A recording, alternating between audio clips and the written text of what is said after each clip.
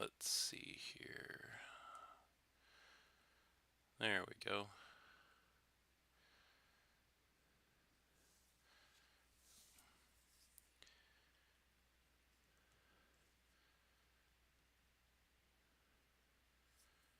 Gotta check everything out here.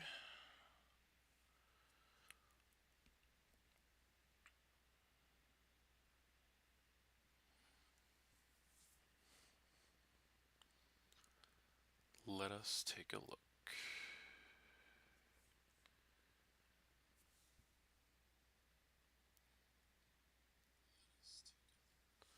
Okay, cool. It looks like it actually is working. Who knew?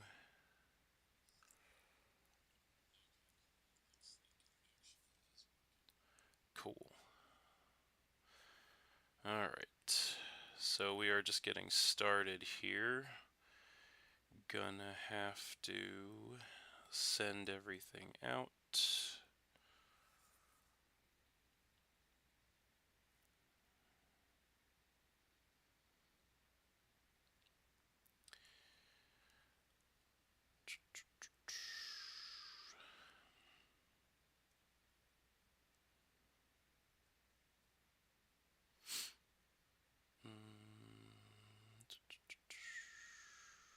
Let's see if this link is gonna work.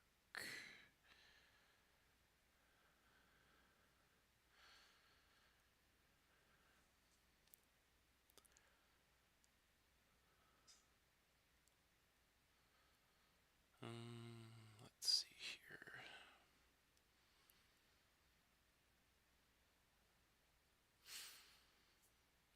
Can we get this to work?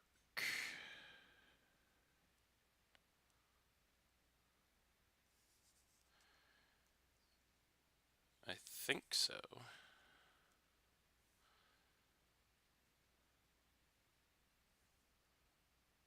Maybe.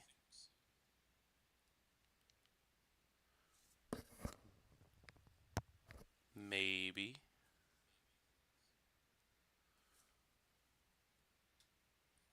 Possibly.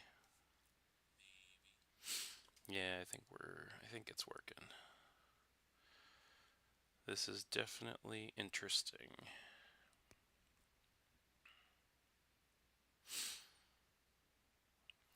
Go.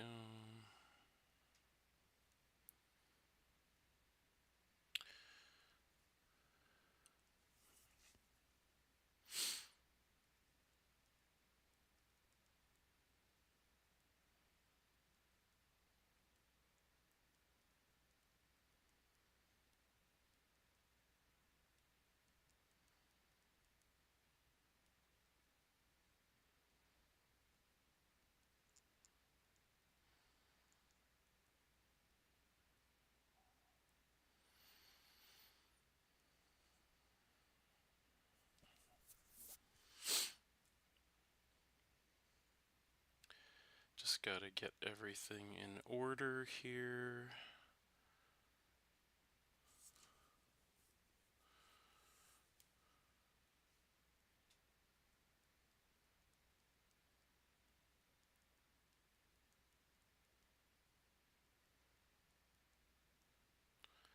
Send out all the notifications.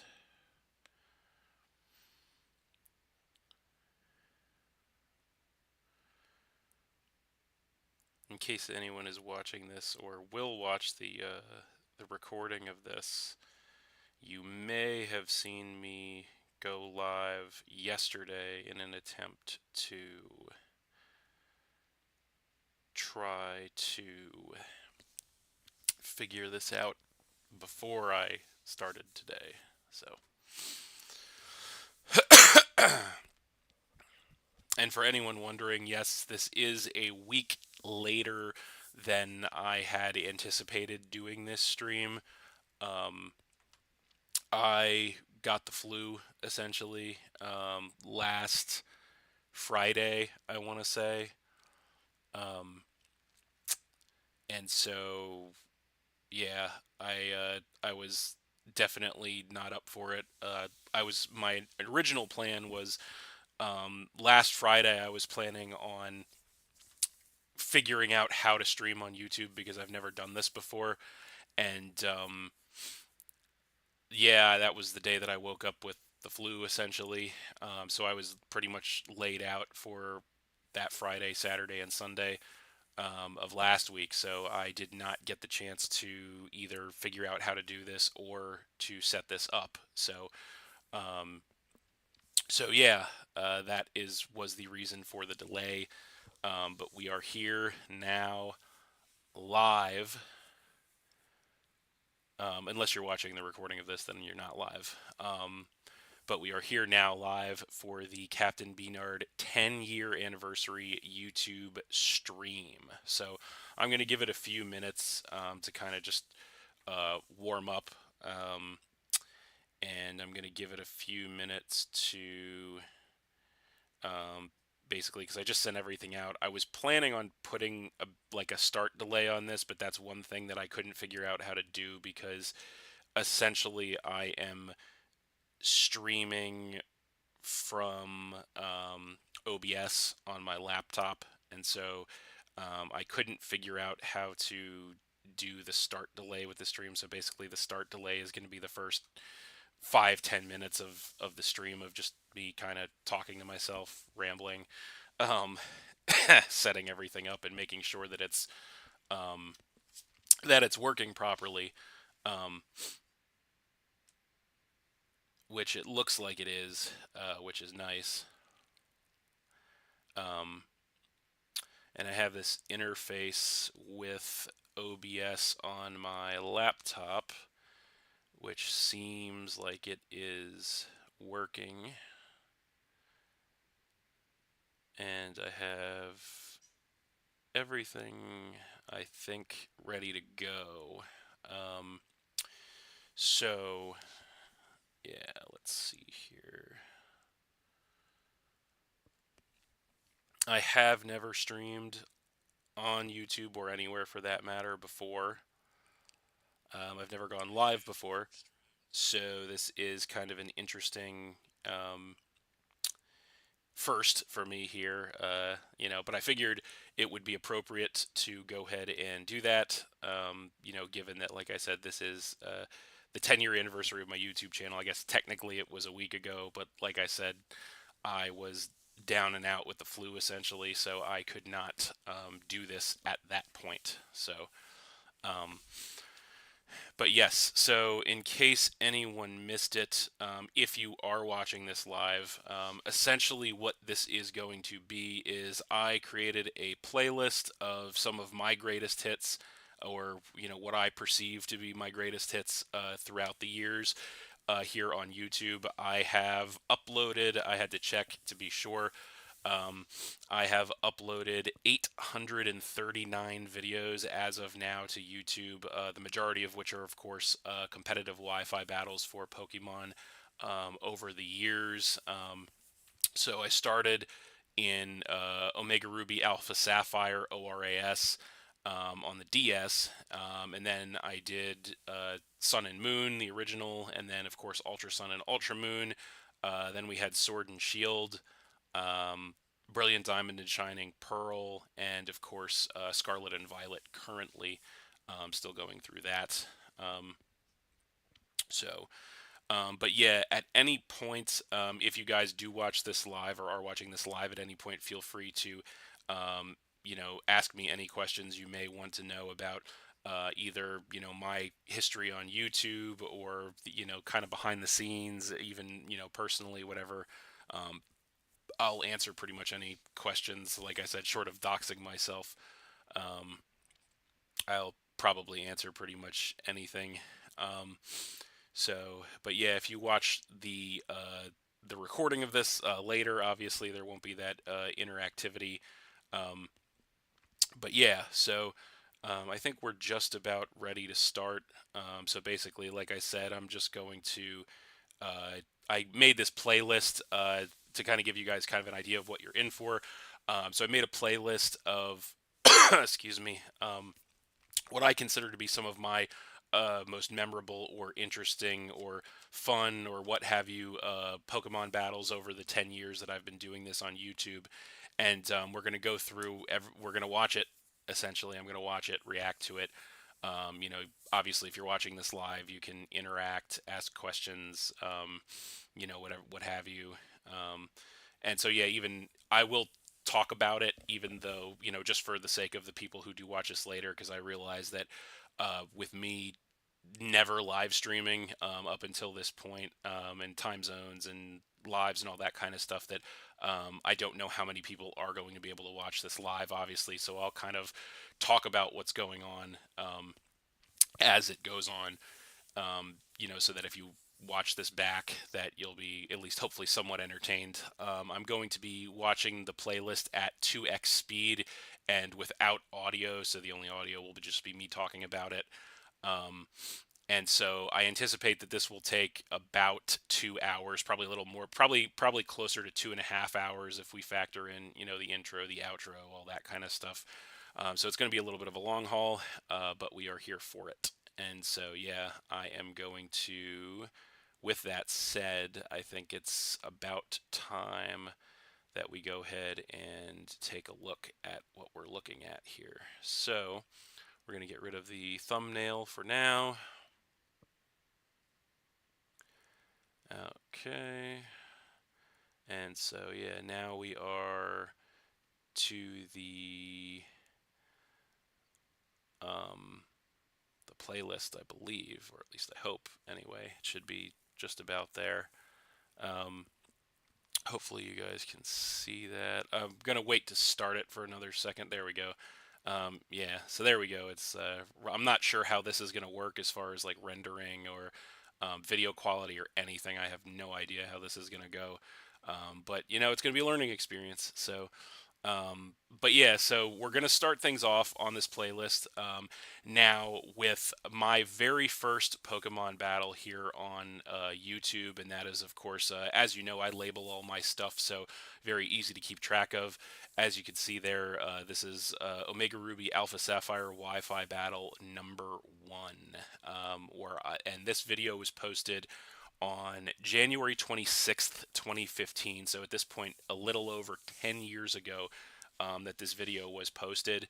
And so, just as a little bit of a background for you guys, I guess I thought it would be cool at the time, and I'm not sure why, but I guess I thought it would be cool at the time for me to open my very first Pokemon battle ever on YouTube by looking at my DS closed with my phone camera, because at the time I was recording with my cell phone camera. And I guess I thought it would be cool if I videoed the DS closed and then opened it into the first battle. So that's what I did. But yeah, I recorded this sitting in my bedroom on the floor, with my DS sitting on the floor, and with my cell phone camera, just looking at it essentially. So, um, but yeah, so like I said, we're gonna go at 2x speed. And I think I'm gonna leave the view. I'm gonna leave this view open for now, just so you guys can see what you're watching. As a side note, of course, the Pokemon battles, this playlist will be available. So right now I have it on private, but I'm going to make the playlist public after I'm done recording this video. So if you guys want to go back and watch the video, or watch these battles that I have on this playlist after the fact, you can certainly do that, you know, with the original commentary, which I promise you, for some of the newer battles will not be very, or I should say for the older battles will not be very good. Um, but, um, but yeah, having said that, I think I've talked long enough, so we're already pushing the 15-minute mark, and we haven't even started the games. So, and there's a lot of games to go through. So, without further ado, ladies and gentlemen, we're gonna go ahead and get started with watching my very first Pokemon battle here that I recorded and posted on YouTube. Play. And like I said, this is going to be at 2x speed. I guess we'll do, for now, we'll go ahead and full screen it. if it wants to. Yeah, so this is just me talking. Yep, there we go. There's the full screen. And you guys let me know if you're watching live if you prefer um, the full screen or if you would prefer for me to go back to the other one. So yeah, there we go. I open the DS and I zoom in, and there it is. Yeah, so back there's the team preview of this game. My very first team there, you can see on the bottom left. A lot of classics for me. Of course, we got the Gudra. Yep, and there's that beautiful reflection. So leads here, I led with the Aggron and versus the Mamoswine. And I go straight for the Mega Evolution. Mega Aggron, one of my favorite Pokemon of all time. Um, great Pokemon. Love it. I like Aggron generally, but yeah, so we're off to the races with the battle, tanking that earthquake like nobody's business, and then taking out that Mamoswine. So Mega Aggron putting in the work as only it can. Um, and here we go, actually tanking a Flare Blitz from a Talonflame as well. Mega Aggron just an absolute monster, and then knocking the Talonflame out too. So I had actually almost forgot how much work Mega Aggron put in this game, but then we get taken down by the Salamence, and the Moxie boost, so that's obviously bad news. Um, so yeah, we're in a little bit of trouble here against this Moxie boosted Salamence, but luckily Swampert hangs on for us and takes it out with an Ice Punch. So there was a potential catastrophe averted there. By the way, this was a battle against a rando. Um, Back in the day with the versus recorder on the DS, it was a lot easier to kind of screen battles, and so I could decide what I wanted. But my opponent, I do remember that this play that just happened very specifically because I thought it was crazy with the switch into the Gardevoir. Tracing the Volt Absorb for the electric immunity was pretty crazy at the time. But yeah, fortunately for me, um, you know, they made a little over prediction there, so we're still in good shape here. Signal Beam, that takes me back. um, Good old Signal Beam. Um, cool. It was a decent coverage move back in the day, believe it or not. So, um, but yeah, and then we got the Mega Lucario coming in here, of course. Back in the good old Gen 6 days. Jolteon here, though, actually tanks an extreme speed from that thing, gets some valuable chip damage off with a Thunderbolt, then goes down to the Life Orb. So yeah, looking pretty solid so far, aside from the camera work not looking so solid. But we do, I think this Roserade was Scarf, if I'm not mistaken, but I really don't remember. It's been so long. Um, but yeah, we get the win here. Yep, we get the win with the Roserade. So there you have it. I think I kind of like it better. I don't know. I guess we'll leave it full screen for now. So yeah, that was the first one. So that was our first battle ever there at 2x speed. But yeah, so now we have our. This was actually battle number 40. This next one here on Omega Ruby and Alpha Sapphire, and this was against um, a friend of mine actually in real life, and not just any friend, but this guy was actually the guy who inspired me to get into YouTubing, and the one who got me into competitive battling as well. Actually, um, Milo, name is Mike in real life, and yeah, he really taught me the ropes about competitive battling. So he was a really good battler. He actually competed in tournaments, and there we have Mega Scissor, and of course he made the pro read of blocking my Scissor with the Gyarados. So there you go. But yeah, we're off to the races with this one. This is actually our third battle that we ever had on Omega Ruby Alpha Sapphire. Um, I actually got into competitive battling back in Generation 4. It was so back in Gen 4. Um, this guy was actually the guy who taught me the ropes of competitive battling, with the natures and the EVs and IVs and all that kind of stuff. Um, and so it was always so hard to beat him because he was just such a good player. Um, and yeah, he not only did that, but he actually inspired me to get into YouTubing as well because um, after I had learned competitive battling and obviously years went by, he encouraged me to get into YouTubing because he thought that I was a very unpredictable player, and he really liked I guess the style you would say that I have um, in competitive battling. So um, but yeah, he this I can't give this guy enough credit. Really big shout out to him because, like I said, he not only was he a great player, not only did he show me the ropes of competitive battling, but he also encouraged me to get into YouTubing as well. So. As you can see, we go back and forth here, and he's got very very cautious player. Um, I myself, I think I'm not I think he's getting the better of me so far in this match here with the predictions. But I am trying to hold my own here. Um, and so yeah, he's got Mega Gyarados on deck to face my Rotom. Another kind of vintage team for me. He gets really greedy though with the double Dragon Dance there, and then he takes a Thunderbolt for his troubles. Ends up going down to the Thunderbolt there. So he always played risky, I guess. I think I'm more of a safe player than him. He was always a risk taker, which is maybe evident by this game. In some ways, he was a risk taker, but in other ways, he was really good at predictions. I guess that's the one thing I give him credit for is he was very good at predicting, which obviously is very important to being a Pokemon player or a good Pokemon player anyway. So, but yeah, I remember about this match.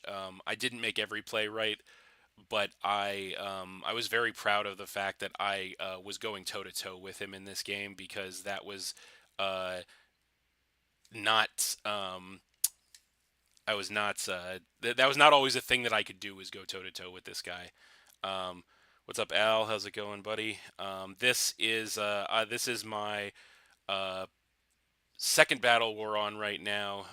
Back from Omega Ruby Alpha Sapphire, I am facing uh, the guy who actually got me not only into competitive battling but also um, into YouTubing as well.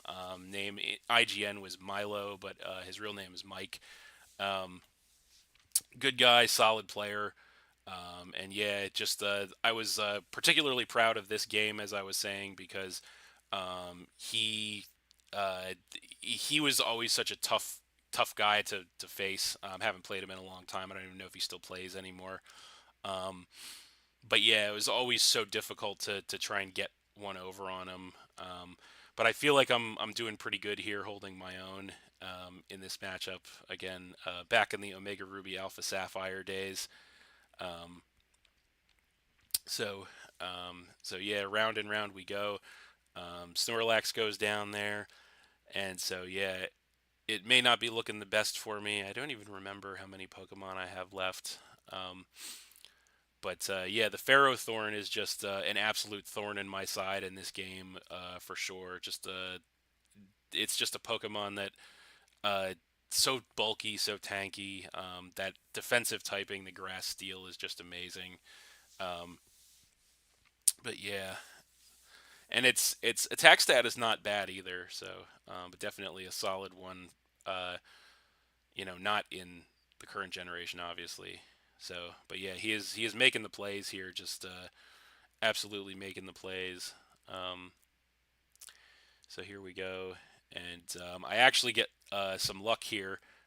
Take the Latios out with a crit on the extreme speed on the Arcanine. So definitely got some luck there. I don't think it would have KO'd if not for that. So, but we seem to be in a little bit of a better position now.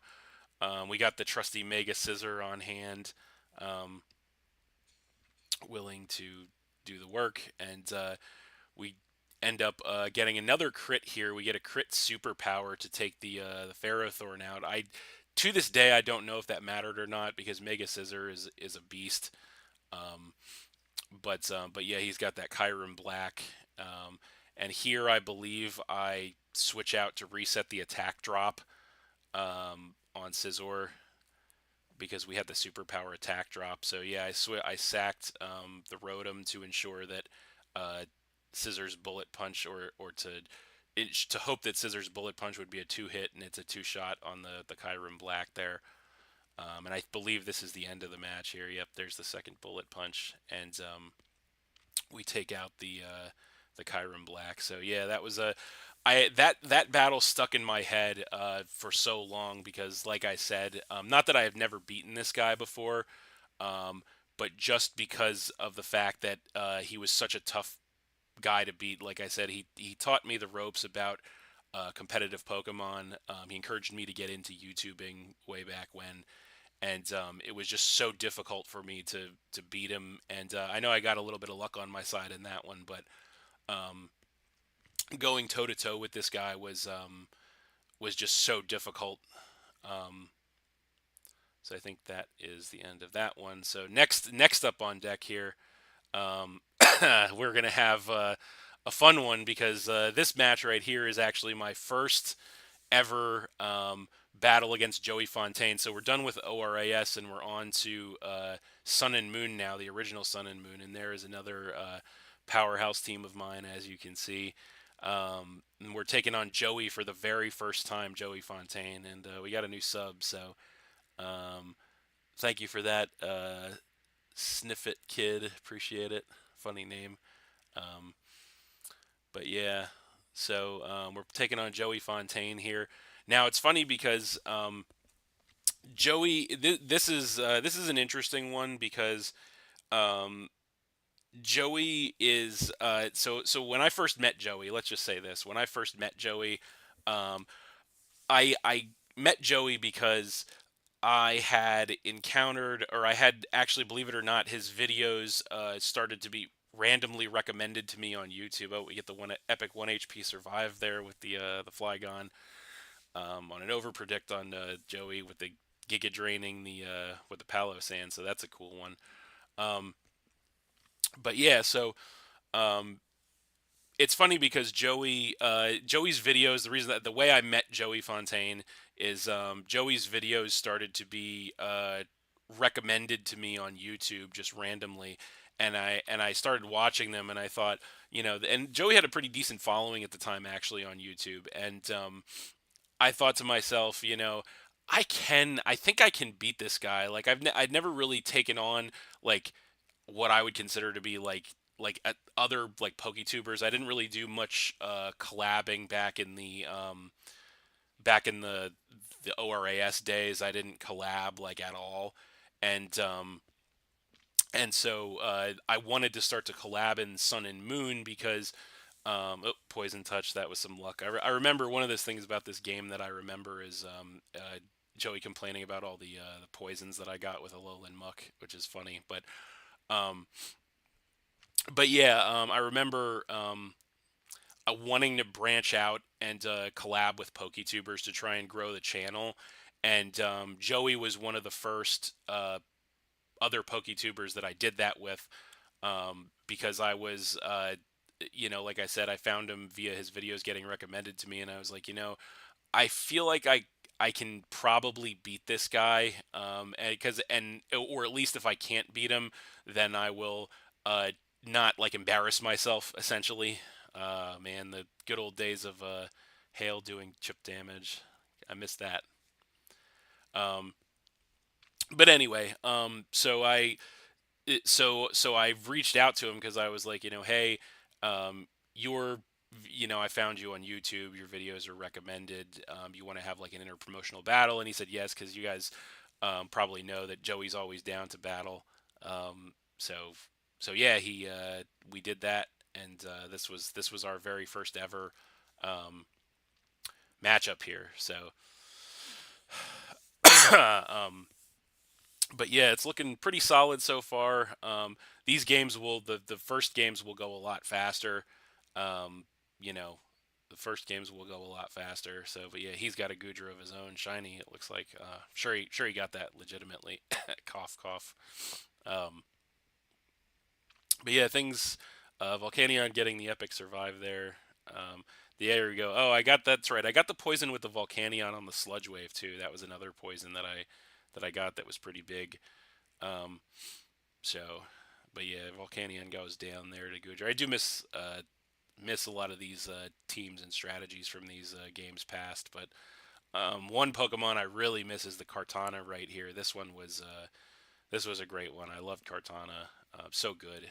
Especially I think Scarf Kartana is what I had, um, but yeah, and there we go. Or maybe it wasn't Scarf. Maybe or no, it wasn't Scarf. That's right. Okay. So yeah, we're down to the end here. I think he's got the Latios, and I have the Muck. But he missed. Yeah, that's right. He missed the Draco Meteor, and then I hit him with a knockoff, get a crit, and take him out. So he was Joey. Joey was definitely mad about that one after it happened.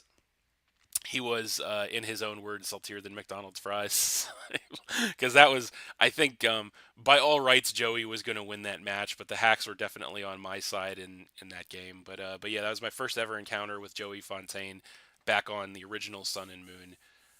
Pretty fun one. But yeah, we're moving at a breakneck pace here, and the next video I have for you is my one and only battle royale here. If you guys will, if that will remember back to Sun and Moon, Generation 7, battle royale was a special battle mode that you had. It was basically a four person, every person for themselves. Um, Game mode. And so, yeah, this was the one and only battle royale I ever had, I believe, that I recorded and put on YouTube. So it's me. I think the Kazuya guy is just a random person. Um, yeah, battle royale. It's a real throwback, I know. But then Sean is actually the Sean guy. There is actually the first guy who I think one of my first fans or subscribers ever on YouTube. Um, we've had some games over the years, but not a lot because he's a big fan of Ubers, which I don't really play. And Sarah was my girlfriend at the time, actually. Um, so yeah, Battle Royale is a very interesting um, game mode because you get to choose three Pokemon. Um, and you get to obviously battle out. Like I said, it's basically a four-person, every man for themselves game mode. Oh God, Mega Mewtwo, why? So I think the Manectric is me actually. The Mega Manectric is me. So um, the one thing is, so basically the way that this works is that it's every person for themselves, obviously, and every time you knock out an opposing Pokemon, you get a point. Is the way that it works, and then um, so the battle ends when one person loses all four of their Pokemon, or sorry, all three of their Pokemon is when the battle ends. Um, and so, oh, there goes the Groudon, thankfully. Um, one Uber killing another. Oh man, I remember the old school, the Hawlucha Swords Dance. Gotta love it. Um, but yeah, the battle ends when yeah, that's right, the old Focus Sash. That was back in the day. That's how I activated my Unburden, was with Focus Sash and not with a what you call it, terrain and a seed. And oh my God, Geomancy is so insanely unfair of a move. um, so but yeah, but yeah, the game ends when one person loses all their Pokemon, and then the person with the most points wins at that point. Um, the one thing that I didn't like about Battle Royale is I felt like it should have been last man standing. It should not have been um, when one person dies, the game ends. So at the end of the turn, essentially, um, and when the turn ends after someone has lost all their Pokemon, that's when the game ends, and then whoever has more points, more knockouts at that point wins. Um, Jesus, and Omega, multiple Omega Kyogres. Gotta love it. Um, so, but yeah, it's I thought it was a really interesting game mode that had a lot of potential. I think. I just really didn't like how it ends when one person loses all their Pokemon. It should have gone to the end. But yeah, so I think we've all at this point everybody's lost. I wasn't really keeping. Oh yeah, I forgot they did keep track of the scores, and also because this is Generation 7, not only do we have all the megas, but we have the Z moves to deal with too. So we got Palkia going in, and Alolan Muck tanks that Dragon Z move though. Absolutely. Oh, and Celesteela tanked that Thunder too. So much bulk. But yeah, I think we all have a couple of knockouts. I think I have two. There goes Muck though. There's a couple of Pokemon that have, or there are many people that have multiple knockouts.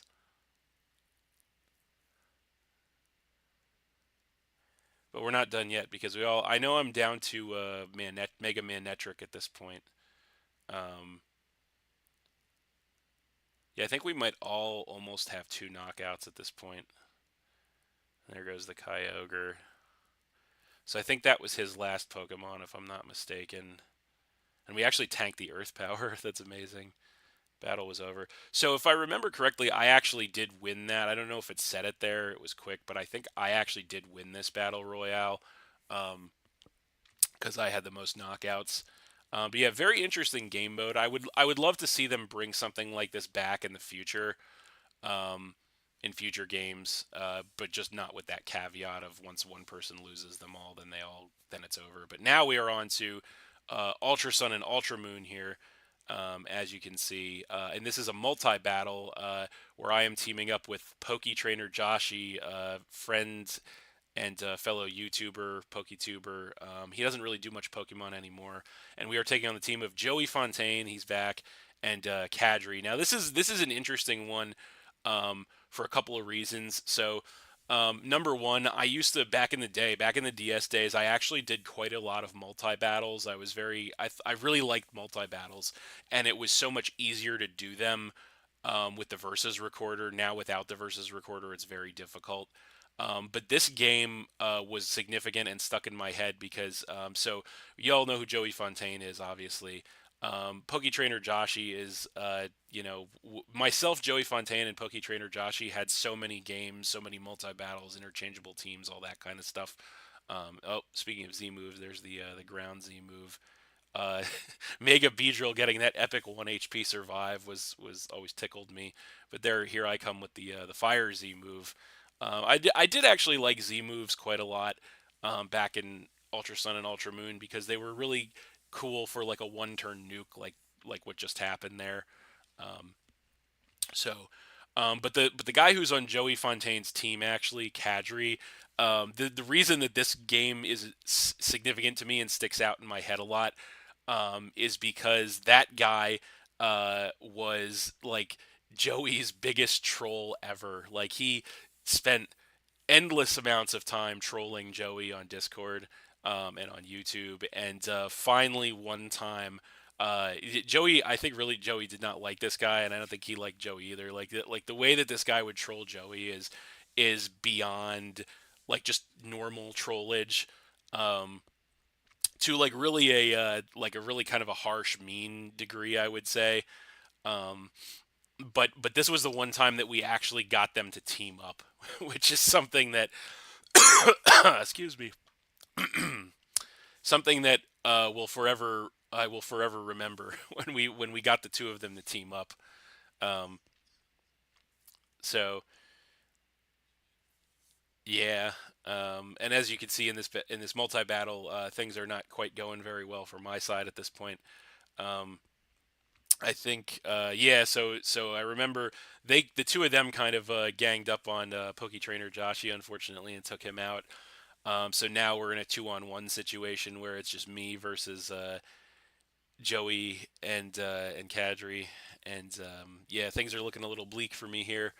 Um, with the Breloom, not even with the Focus Sash, not going to be able to do much there, and unfortunately, here I remember the end of this game very vividly because they both hit Focus Blast on me to knock me out on my Empoleon, and I'm just like, what the fuck? Like they both landed the Focus Blasts simultaneously, and I was just like, come on, you know. But yeah, that was the multi battles. I used to have a lot of fun with the multi battles back in the day. They were a lot of fun. And the lack of the versus recorder really kind of killed them. But now we're on to more games here on Scarlet and or I'm sorry, Ultra Sun and Ultra Moon. Um, and this match here, I am going to be taking on the Killer Nacho, who was to that point, I think probably the most notable big name PokeTuber that I've ever faced up until that point, and definitely still to this day one of the bigger ones that I faced. And this was our first match ever, and this is on Ultra Sun and Ultra Moon, relatively early in the lifespan of Ultra Sun and Ultra Moon, actually. Um, so yeah, this was definitely a big match for me, taking on a relatively big name YouTuber like the Killer Nacho.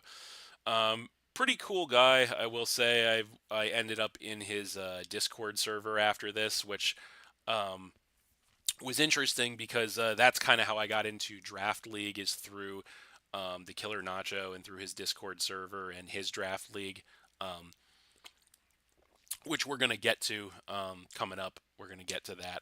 Um, but yeah, we had this one-on-one match just for fun here. Um, and so yeah, there's the Articuno. I always loved using the Articuno. Um, but yeah,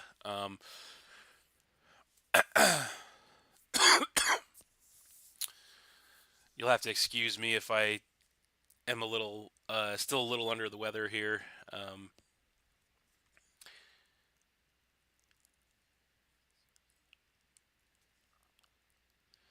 but yeah, we're gonna keep on going.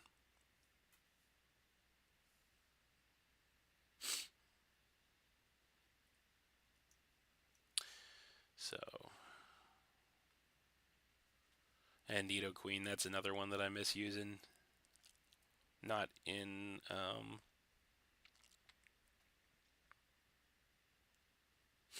not in the current game, obviously.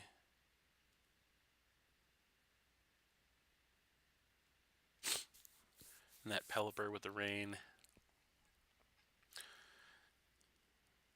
Never one of my favorite. I always preferred I always preferred Polytoad as a rain setter.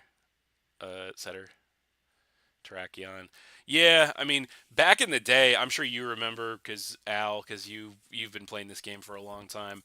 Um, Terrakion was so good back in the day. Like I remember in like Gen 6, Gen 7, like nothing survived an attack from Terrakion. That rock fighting coverage was so good.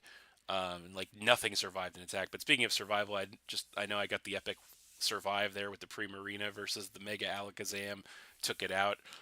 Z conversion, oh that was a good one with Porygon Z, but I just took him out with a Scald there. So he's trying to set up on me. Didn't work too well, but um, yeah, Primarina and the rain, and then there's a crit too with the Scald. Amazing. So yeah, Primarina and the rain, just an absolute beast. But yeah, unfortunately, I think Terrakion is a these days in Scarlet and Violet, Terrakion is a big victim of power creep. I think now, it's just not that it's bad anymore, but like its type combination, and it just does not. It's not nearly as potent as it once was. Let's just say that. But I think he's Scarf because he outsped me there. Um, And but yeah, Mega Gallade is another one that I really really used to like there. And I'm using it here, and it looks like we just got the win. So yeah, there we go. Took out the Killer Nacho in our very first match. A little bit of luck on my side, of course, but yeah, it was a good one. So an ad, really, really YouTube, you're gonna make me watch an ad for my own video. I see. All right, we're gonna skip that. So now we're gonna jump ahead a little bit. We're still on Ultra Sun and Ultra Moon, but the reason that I mentioned the draft league thing is because through the Killer Nacho and his Discord server, like I said, that was how I got into draft league. And we're jumping ahead to this is my second draft league, the NGDL4. This is the semifinal match, as you can see there with the title, and it's semifinal match of the NGDL4 draft league where I'm taking on Visual Eye. And yeah, this is the fourth time that I played Visual Eye ever, and I had never beat him up until this point, not once. So, I mean, got you guys, if you know me, you probably know Viz and who he is, and just what an incredible player he is. So yeah, I was pretty going into this match. I had done so well in this draft league. Now I was in the NGDL3, which was the first draft league. Um, that the Killer Nacho hosted, and I did very poorly in that draft league, and so I came back kind of with a vengeance in the NGDL4 and drafted a team that I was very very proud of. As you can see, Xerneas was the crown jewel of the team. Although important to note that geomancy was illegal, it was banned, um, and so yeah, now he's going to try to take on the Xerneas with the Mimikyu, as you can see. There's the never-ending nightmare, and I think he nukes me here. I don't quite remember. Nope, I do. I actually live it. Okay. Xerneas is very bulky. But yeah. Um, what's up, Pokemaster? How's it going? I'm good. Just watching the playlist here that I put together for over the years. Right now, we are watching the semifinals of the NGDL4 Draft League tournament back on Ultra Sun and Ultra Moon, where I took on Visual Eye. Here, I've never beaten him before this game, but I'm taking him on here, trying desperately. I think I just lost my Xerneas, but trying to make something happen against this Arceus. But as you can see. Um, this draft league was technically an Uber's draft league, although it was a little bit different because the way that the Uber's draft league worked was that, or at least this one did, is that there was a massive cost to draft an Uber. So basically, nobody drafted Ubers. It was pretty like only a couple of people drafted Ubers. Um, so yeah, it was because there was just such a massive cost to doing it. I think it costed like half your point budget. I want to say. Oh, and he's got the berry. That's right. He had the fighting resist berry, the Chople on Arceus. But he has Arceus normal here because we get the epic 4 HP survive there, which was pretty good. Um, but yeah, I remember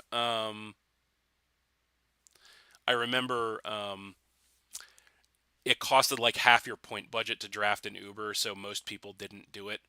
I decided to do it this time around just because I don't know what it was. There was just something that was calling to me, thinking if I draft Xerneas, I've never used it before. Prior to this, I had never used Xerneas, and I had that's right, I had the Roselia berry there. I think.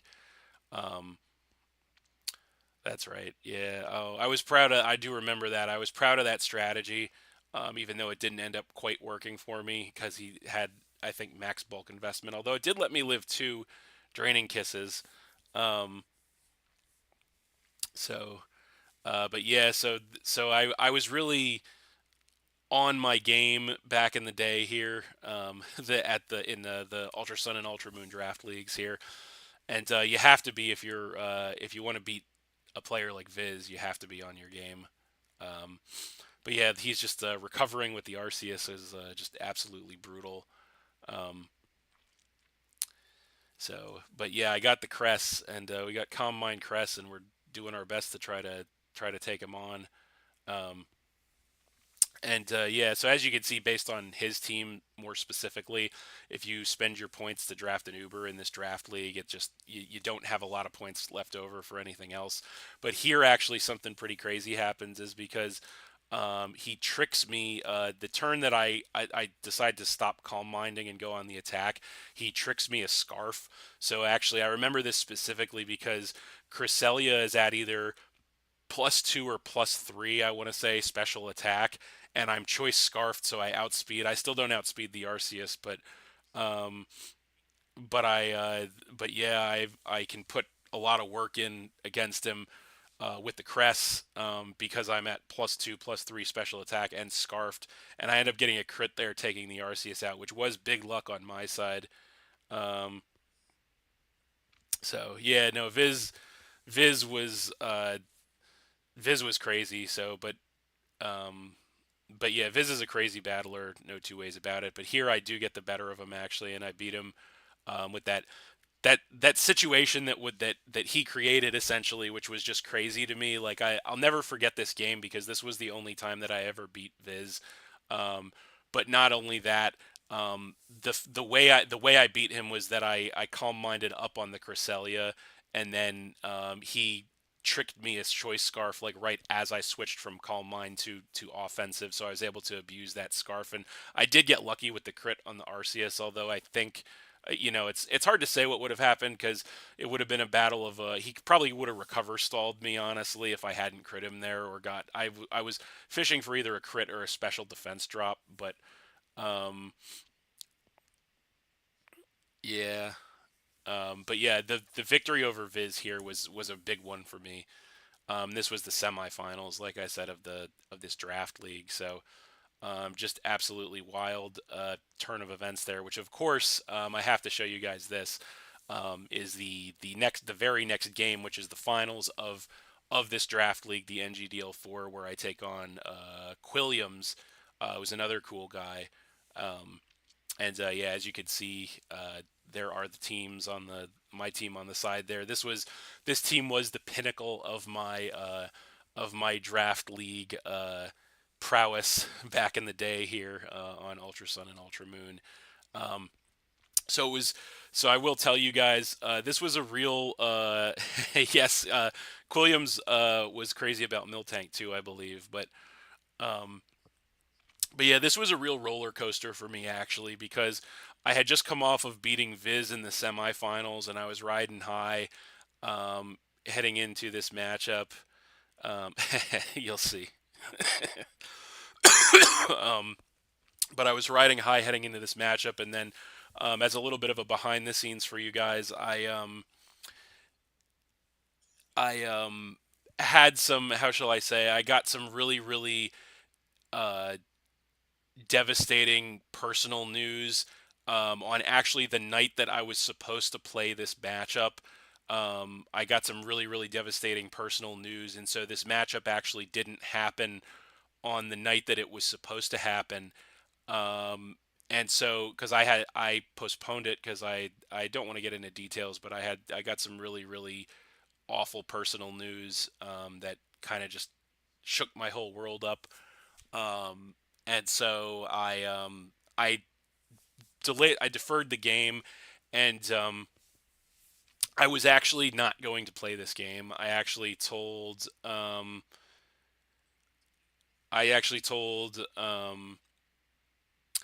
my opponent and the Killer Nacho, the guy who ran this league, and my opponent in this match, Quilliams.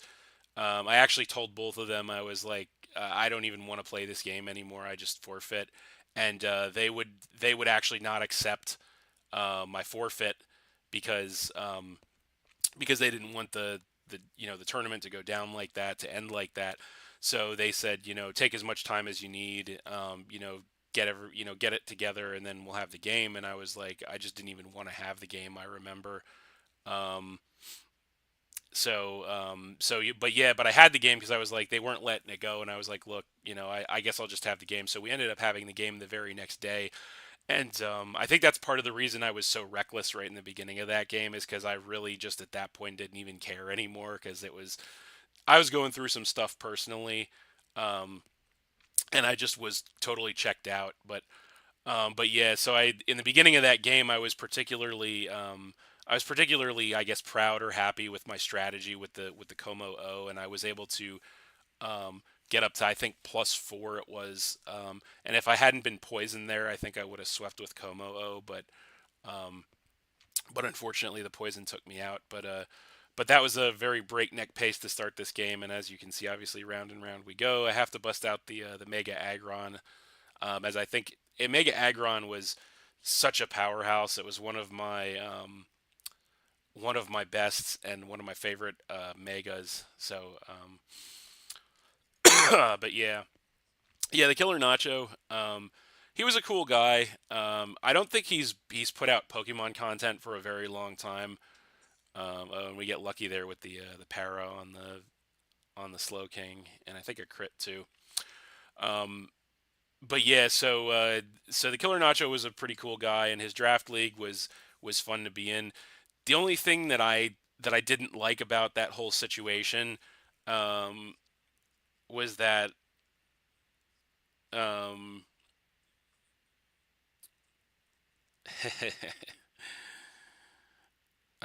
yeah, if only that were true. If only Game Freak had would get its shit together.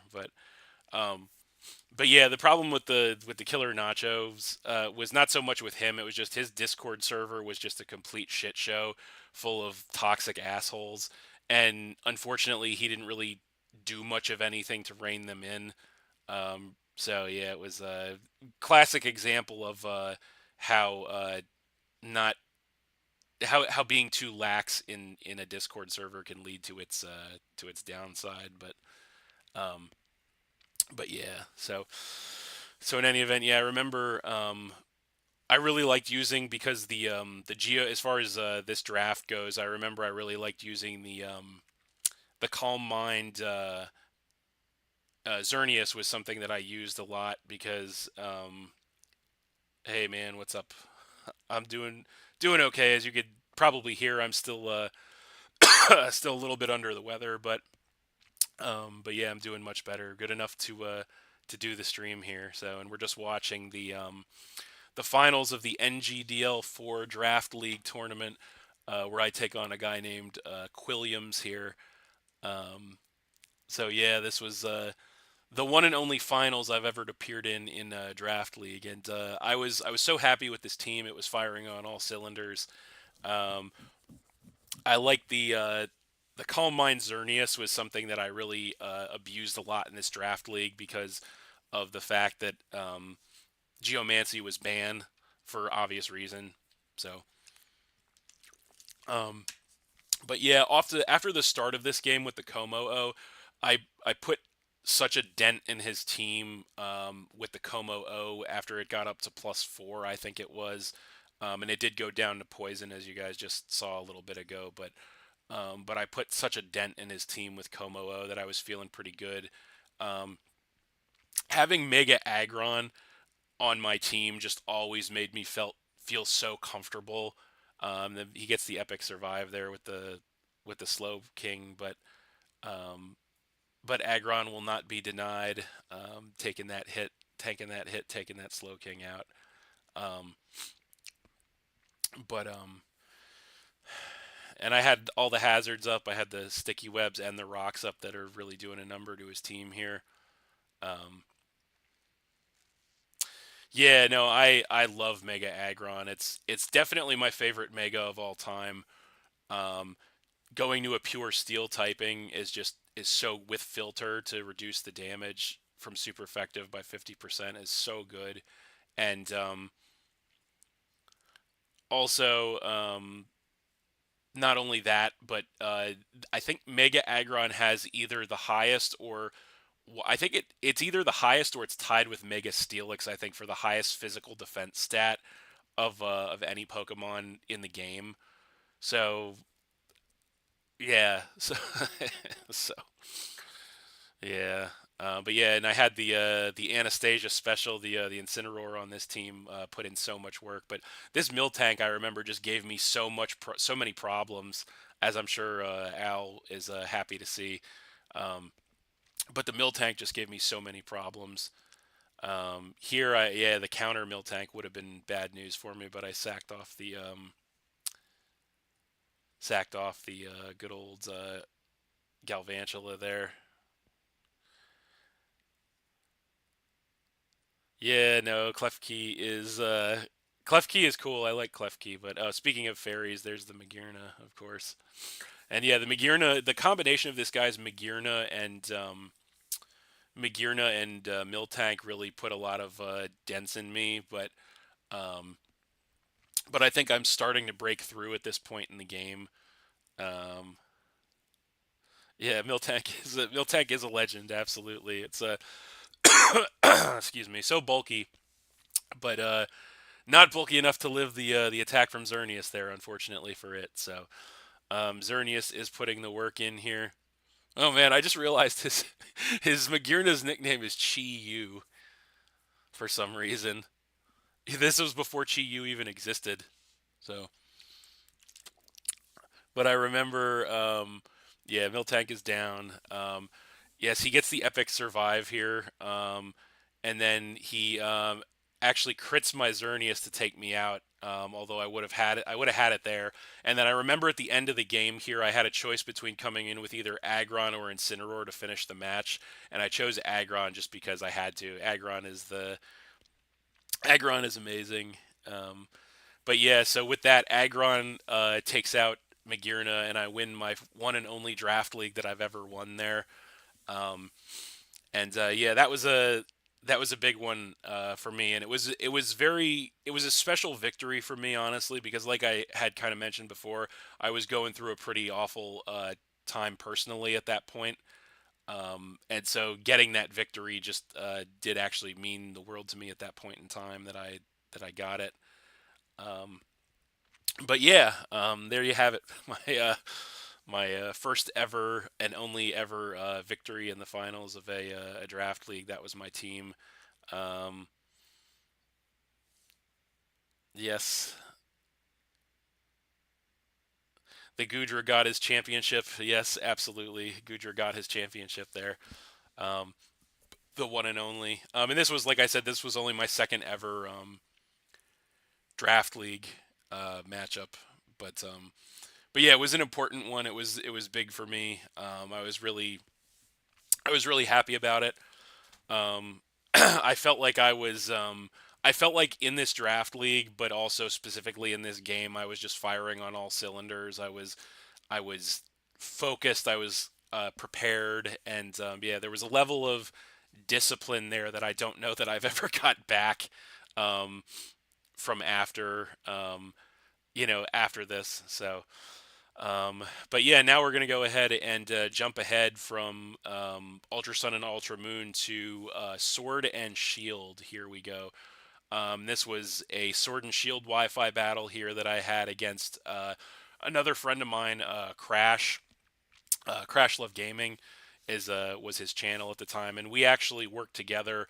We collabed on a lot of YouTube videos, although um, we didn't actually battle a lot. So we had a lot of like we did like lists, like top 5, top 10 lists a lot on YouTube. But we didn't have too many battles, so this was our first battle on um, Sword and Shield. Although we had had battles before, um, but yeah, and then unfortunately I was back to the old cell phone camera recordings at this point in time. But yeah, this was the as you guys are pointing out here.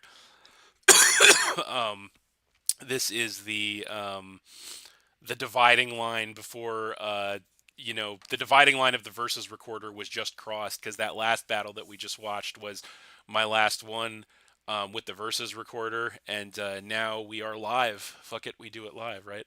So um, so yeah, we're here.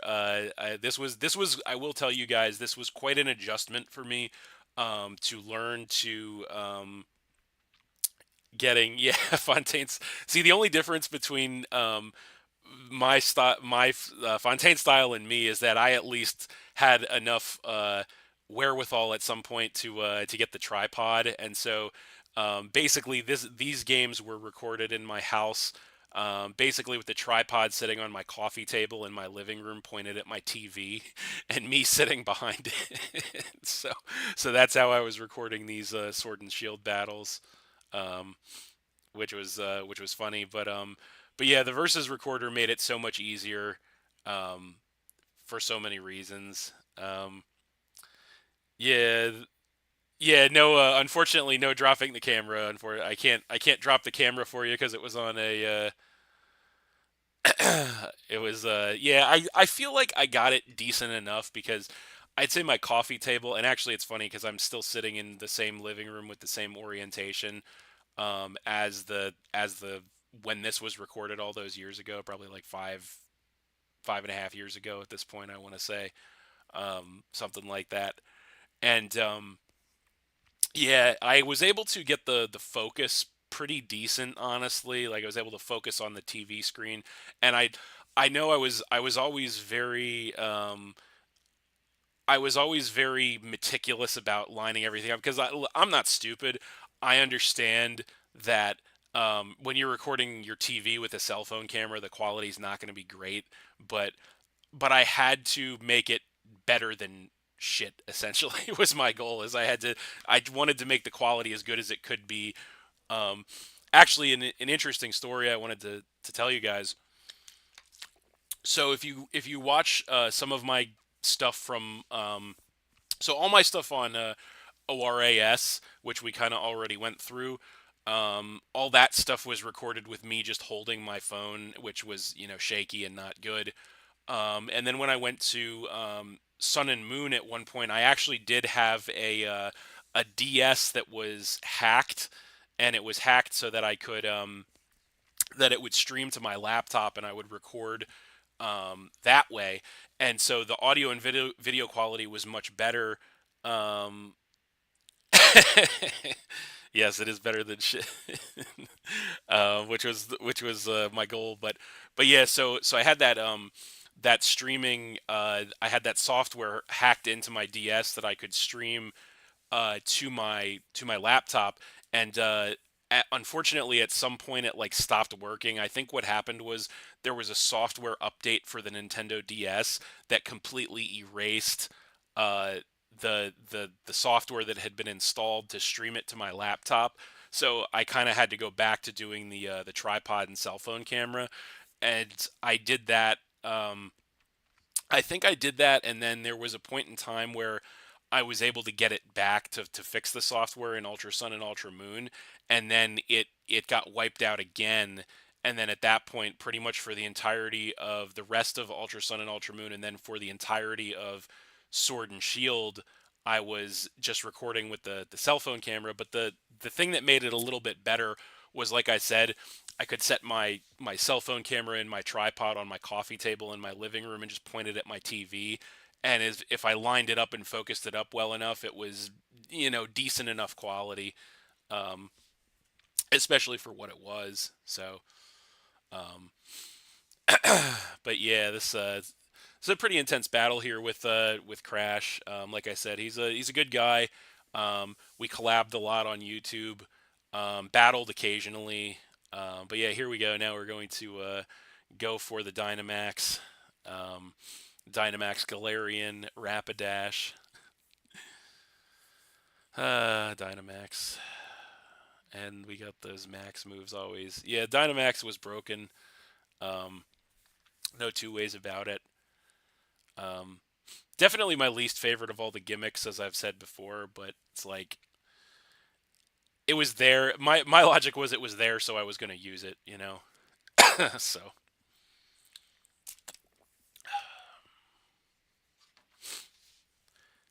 but yeah, the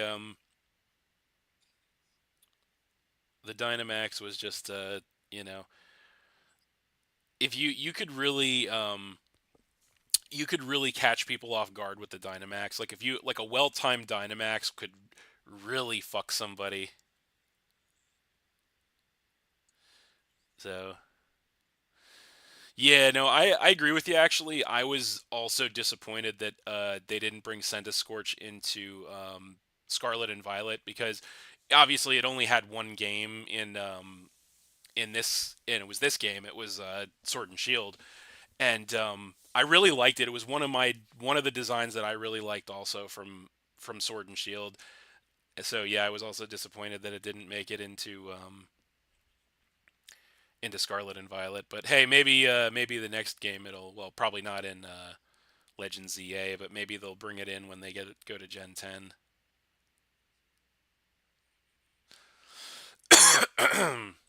Yeah, Obstagoon was an interesting one, honestly. I didn't hate it. I wasn't like I wasn't the biggest fan of Obstagoon, but I thought it was fine. It was good enough. Or Orbeetle, yeah, it was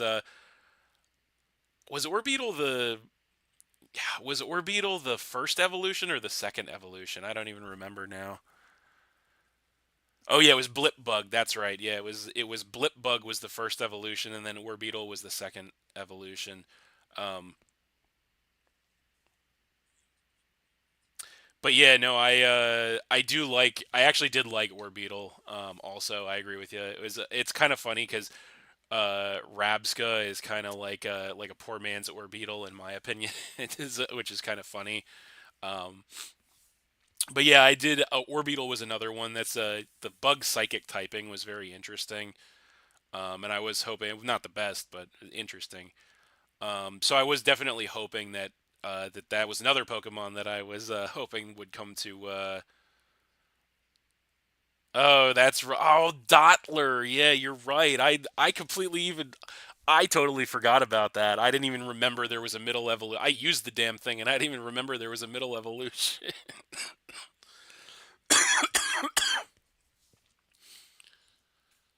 This Fox thing I thought was okay too. I can't even remember the name of this thing.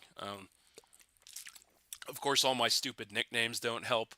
Um, but yeah, I did I did actually kind of sort of like that thing a little. Oh, Thievel, that's what it was. It was Thievel. Um, yeah, no, I know you skipped Sword and Shield. I do remember that. Yeah. But yeah, it's funny because I completely forgot about that. But I did like it though, despite forgetting that the middle evolution existed. I still liked Orbeetle. I thought it was pretty good. Um, yeah, and Thievel I kind of liked. I kind of made it a point to use a lot of the newer Pokemon, like especially when I got to Sword and Shield. Um, I kind of made a point to try to use the newer Pokemon more, especially in my first competitive teams that I created because I wanted to give them a shot. Um, but yeah, yeah, there were some. I mean, I know Gen 8 gets a lot of hate, um, but yeah, there were some pretty decent designs honestly, and also yeah, I do agree. I think I'd say one of the issues with some of the new Gen 8 Pokemon is that so many of them were designed around their Gigantamax forms, and then the Gigantamax forms just don't exist past Gen 8. So like, um, what's it called? Sandaconda is a good example of that, honestly. Um,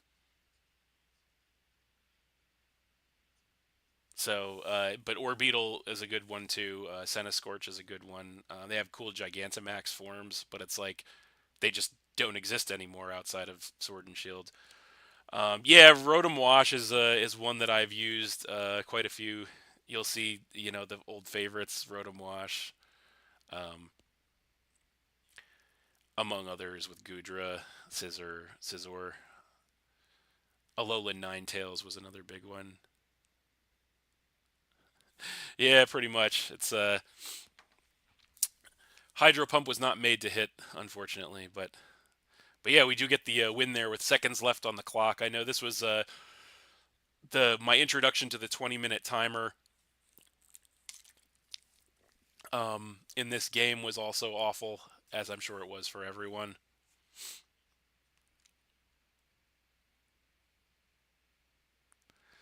So, but yeah, honestly, I know, like I said, I know Sword and Shield gets a lot of hate, and some of it is justified. I agree, um, but it wasn't bad all in all. Honestly, it was still a Pokemon game. It still had good stuff, good points to it. Um, but yeah, we're still in Sword and Shield here, and we are going to be speaking of Captain B-Nard old favorites. We got the Alolan Ninetales, we got the Hitmonlee, we got the Driftbloom named Joey Fontaine, of course, and the Goodra is in action in this one as well here. This is going to be a battle against Poke Trainer Joshi, who we saw in that multi-battle a little bit ago. Um, but yeah, this is another opponent that we've played a lot over the years, and like I said, we had a lot of multi battles where we teamed up with Joshi too. Um, but yeah, we're gonna. This was our first one-on-one game here on Sword and Shield. We had one-on-one games before in Ultra Sun and Moon, and I can't remember. I think in the original Sun and Moon too, but I don't quite remember. Um, so um, so yeah. Oh, you're there. Trust me, there is a game with Al in this playlist, and that's actually going to be, if I'm not mistaken, I think that might be the next. I'm not going to get too far ahead of myself, but I think that's my next match here is a game versus Mr. Abomination.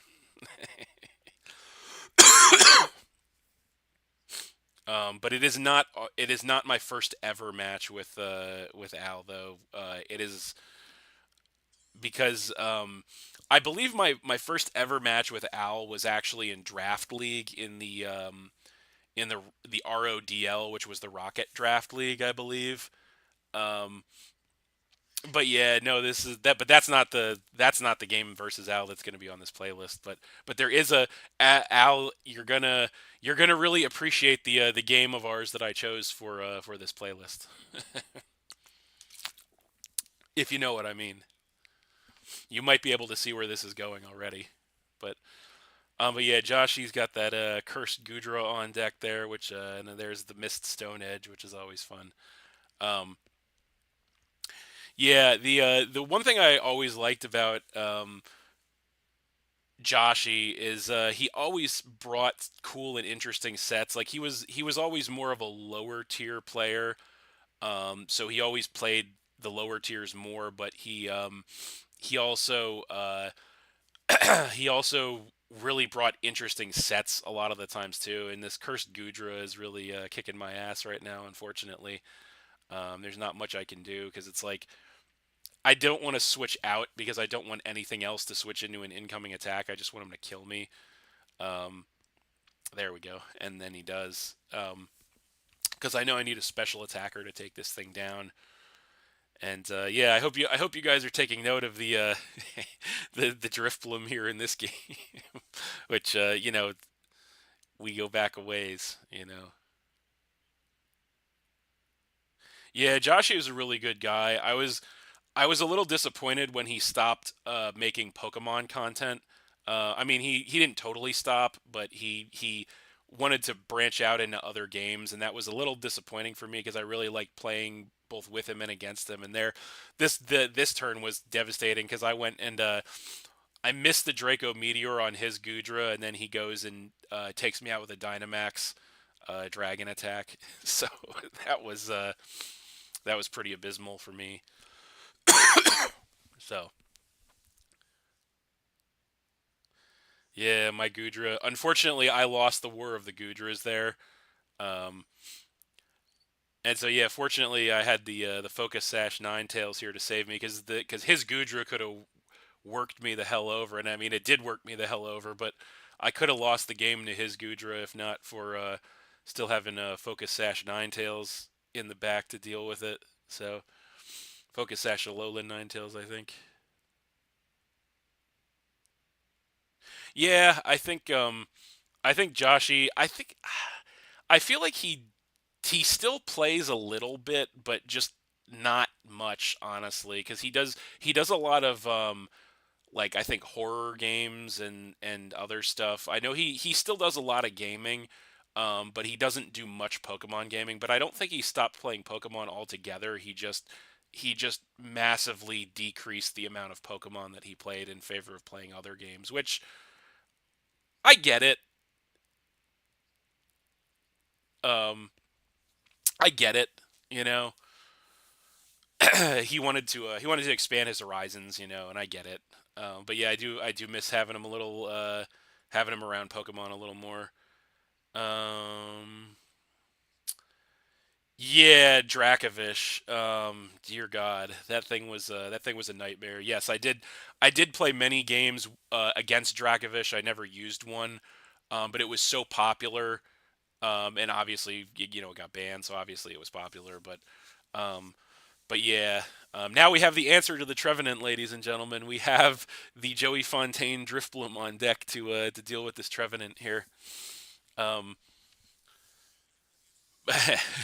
but um, But yeah, the Dracovish was just an absolute nightmare to play against. Like it would be just one-shotting thing with resisted hits. Like the only thing that really stopped Dracovish reliably, I'm trying to remember, was that you definitely needed like a fairy type that was also resistant to water. Cause like even like steel types, yes, Fontaine didn't do much unfortunately. But Alola Ninetales, one of my old favorites, always there to bail me out. Um,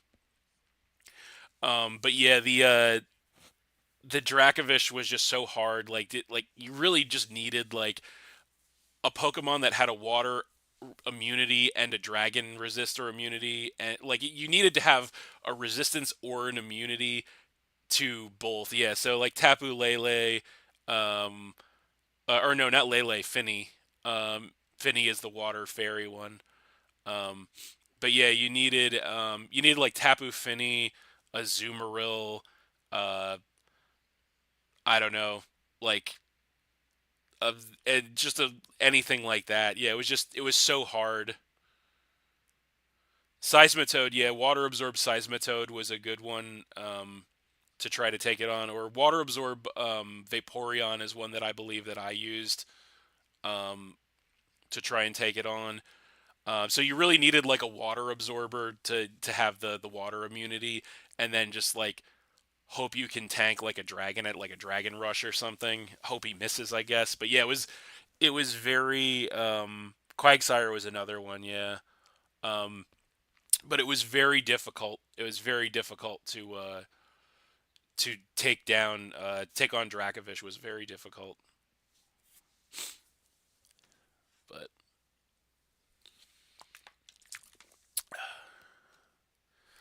so yeah, here we go. I do think I Dynamax this Hitmonlee in this game. Hitmonlee is another Pokemon. Um, Not yet though. Hitmonlee is another Pokemon that I really like a lot, and I've used a lot over the years as well. Um,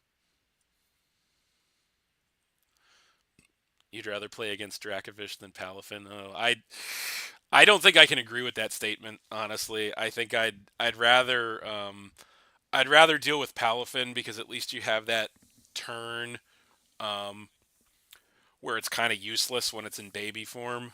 Um, but Dracovish was just, yeah, it was so hard. Dracovish was so hard to deal with. It really was. Um, I guess another way that people dealt with it was Dynamax too. So like if you Dynamaxed at the right time, you could, because you got double HP when you Dynamax, right? So if you Dynamaxed a bulky Pokemon, you could live like a neutral hit from Dracovish. um, but yeah, even like I remember if you took super effective damage from Dracovish, then Dynamax couldn't even save you. Like you would get killed from the Dracovish, even through Dynamax if you were taking super effective damage. Um, so there we go. But we did defeat Joshi in that one thanks to Dynamax Hitmonlee, which is pretty cool.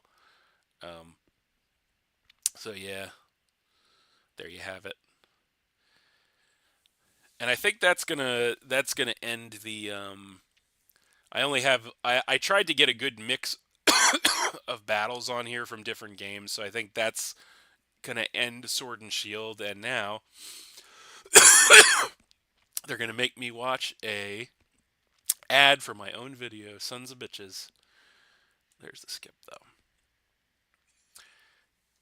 Here we go. So now we are on Brilliant Diamond and Shining Pearl, and we have the moment you've all been waiting for: B-Nard versus Al. So there you go. That's exciting. Battle number 15 here on BDSP versus Al. So yeah, and this was I was very yep. Now you got it. You're picking up what I'm putting down. Yes, so I was very very proud of this team that I put together because I had wanted to use an evolution team for so long and I just never did it because I couldn't decide which six evolutions I wanted to use for the team. And so in Generation 4 in BDSP, there were only six evolutions. So I was like, you know what?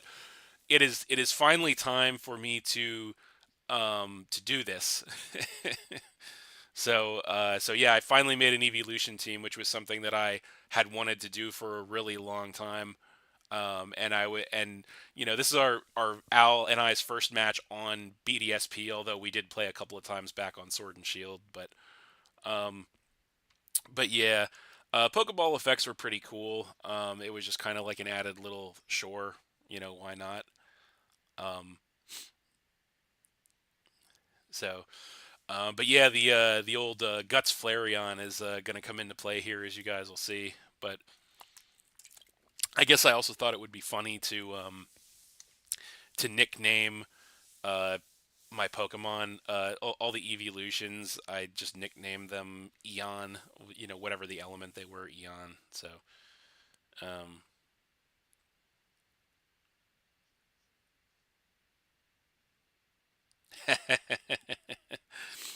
season 12. Yeah, if there were 10 evolutions, maybe I would give that a shot. But the problem with the evolutions is that they're collectively they lack so much to make a cohesive competitive team. Like none of the evolutions can set up hazards. None of them can remove hazards. They don't have any priority outside of quick attack, or I think Glaceon gets Ice Shard too, I guess, but it's like it's a special attacker. So, um, so yeah, there's just the biggest downside to using an evolution team is just that. It's just that there's so um, they lack so much collectively as a unit of Pokemon. They lack so much to be competitive. But I do like them. Most of them individually, I do like them. I do agree with you. We're 100% due for a new evolution. I really wish that in Gen 9, I think Gen 8 is the one that broke the mold, right? Because um, we had the original three in Gen 1, obviously, and then we had obviously the follow up in Gen 2, and then the follow up in Gen 4, and then a follow up in Gen 6. So Gen 8, we should have had a follow up evolution, but unfortunately we didn't. Um, Personally, I would really like to see either a dragon evolution or a flying evolution. Those are the two that I would really like to see. Um, Dragon or flying would be the two I would want to see. Um, but yeah, I mean, I'll take pretty much anything. Honestly, I know there was a at the time. I know there was a lot of speculation that I know there was a lot of speculation that in Gen 8, because it was so heavily centered on dragons and Sword and Shield, that we were going to get a dragon evolution, and that would have made a lot of sense, especially since we had just got Sylveon and that was Fairy. But unfortunately, that did not happen.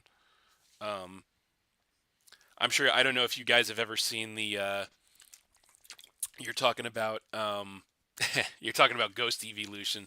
Um, I don't know if any of you had seen the meme, um, that's like the evolution stone for for Eevee to go to each evolution, and the evolution stone for Eevee to evolve into a ghost is like a brick. So you just hit it over the head and it dies, and it becomes a ghost. Which I thought was pretty funny. Um, but yeah, I mean, I'd be down for though Dragon and Flying would be my top two choices of what I would want to see. I would be down for pretty much anything, honestly. Um, I would be down to. I just wanted to see. No, it's not dark. It's Ghost. um,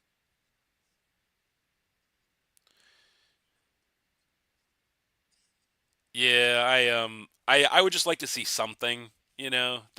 I would just like to see something. That would be my thing. Um, but yeah, having to as far as this game goes, I will say having to manually set the hail was just so miserable. But you get a lot of HP back with it because I believe, if I'm not mistaken, I had leftovers ice body. Um,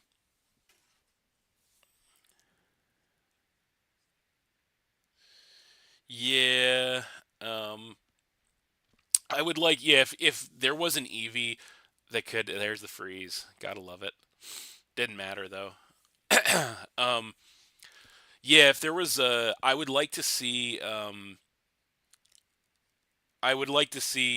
Eevee get hazards, that because that would make evolution teams more competitively viable, because you can type balance it, but like I said, that there's so much utility that evolutions lack, that you would really need to have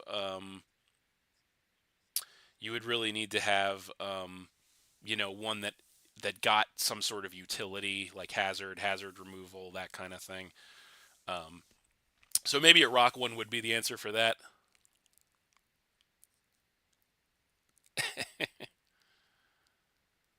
Did I? Oh, I'm sorry. I was only half paying attention. I saw the freeze, and then I saw the hail damage take it out.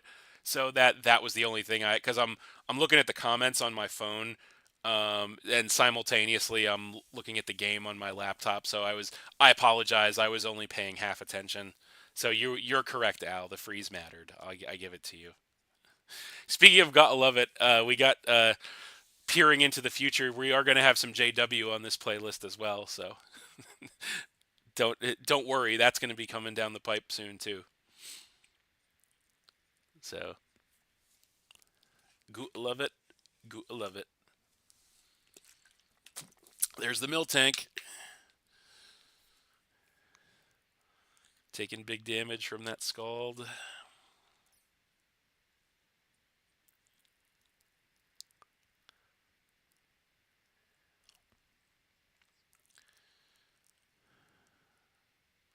Can I outlast the mill tank? That's the question. Yeah, this is going at 2x speed. In case you guys didn't couldn't tell, or if you missed my intro. But this is going. The videos are being played at 2x speed, with no audio, obviously, because you can hear me. There's the full para.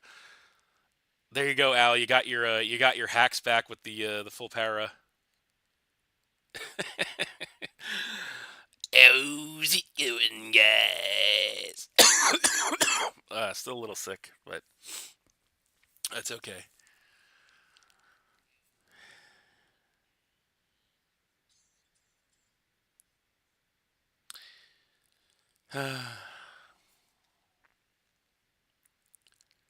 Yeah, I do. I do.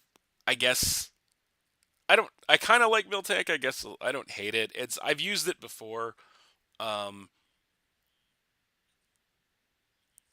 you know, so it's okay. Oh, there's a crit. Did the crit matter though? I don't know. Oh, here we go. There's the Meganium. My best British accent. Oof, that's a tough one. Let's see here. I got to get in the mindset for that. How's it going, guys? Oh, here we go.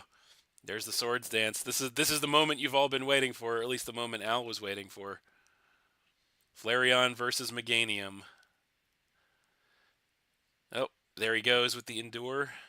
And here I go with the Flare Blitz. Massive damage. Knocks him down to that 1 HP. I take a lot of recoil. He's got to pop his berry for that speed increase. Poison damage is all looking pretty solid for Al here. He's set up to do some big damage to me with Meganium, but there's the quick attack from the Flareon, takes out the Meganium before it can do a damn thing, and then gets killed by the poison. So that was the moment in time that Al laments so much because I had quick attack on the Flareon, but it's like Flareon's move pool sucks so much, especially in VDSP. Like its move pool is so bad that why wouldn't I have quick attack on it was my logic, because it's an evolution team. I need some priority. Um, but yeah, yeah. No, unfortunately the quick attack put the Meganium down before it could do anything, and with seconds left on the clock, um, can Jolteon close the deal here? I think it can. There we go. And we get the dub in that one. Good game though. But yeah, my that the quick attack on Flareon.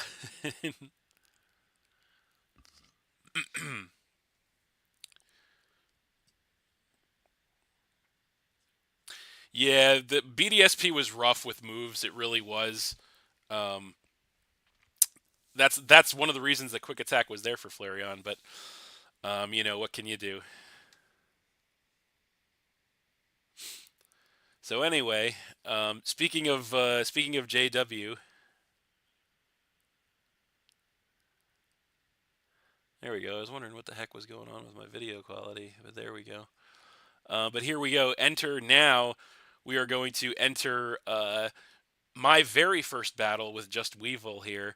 Um, not just my first, not just my first battle with just Weevil on BDSP, but my first one with him ever. Period. Which just so happened to take place on BDSP toward the end of the BDSP life cycle.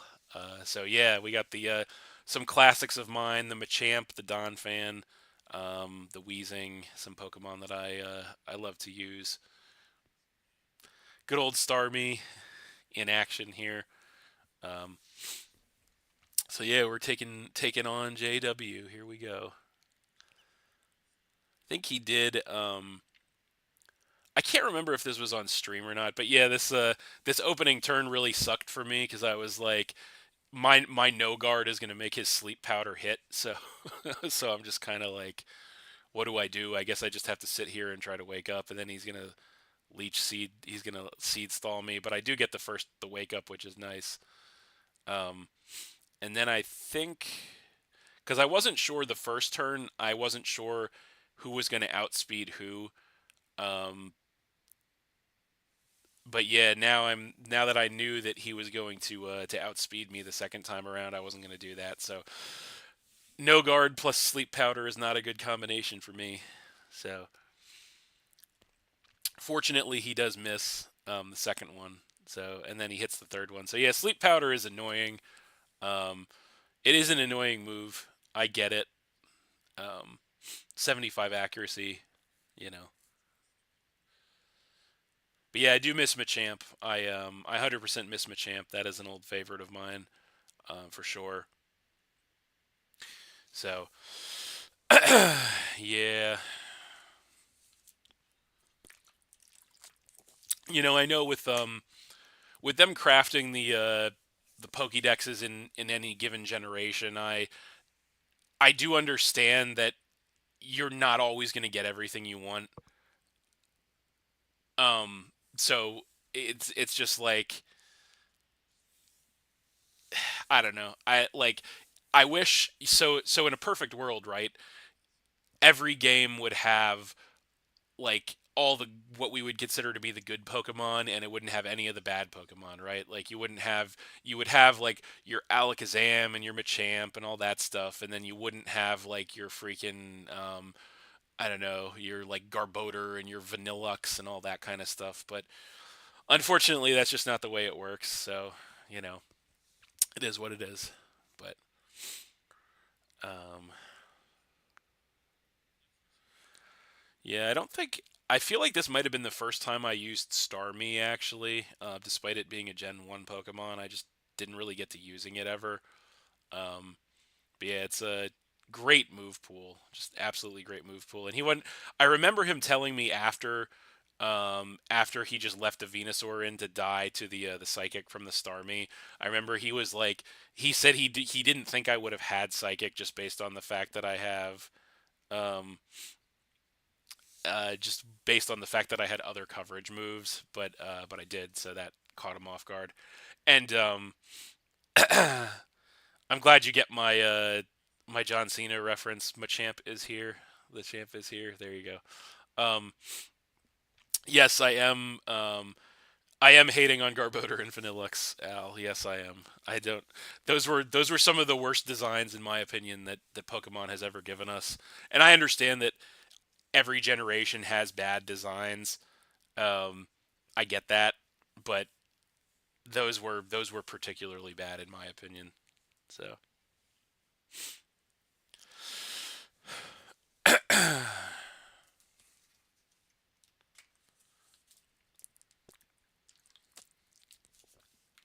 I do like to see the Dusk Noir also.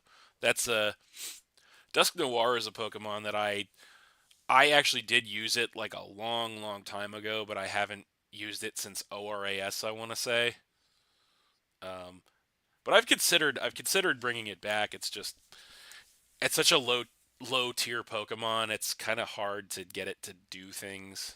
So, but could be in the future. Who knows?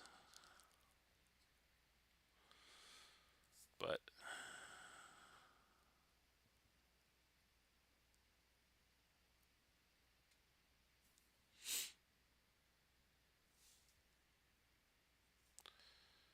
let's see here.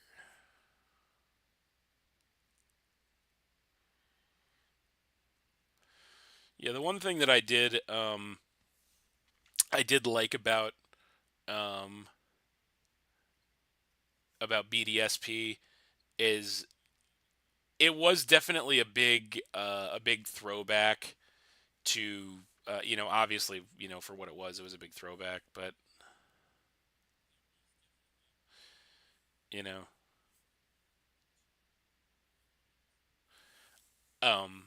it's cool to be able to use all those Pokemon though, and that was one thing I did like.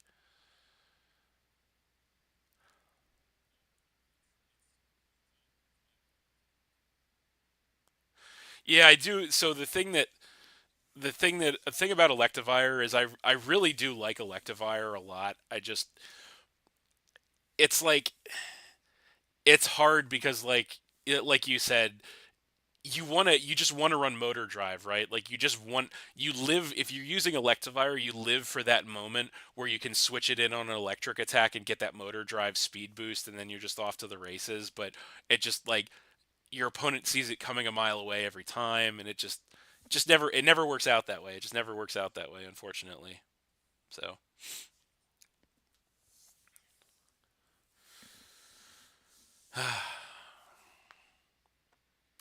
yeah, you're going. I know we're in. It's hard to believe that it's. It feels like I don't know. It does feel like time is flying. For me, like for this season of the league, on the outside looking in, it feels like time is moving quickly, um, which I guess is a good thing. I don't know, um, but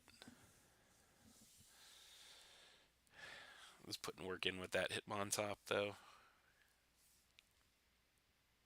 That's another Hitmontop is another Pokemon that I really I've thought about using it so many times. I just never have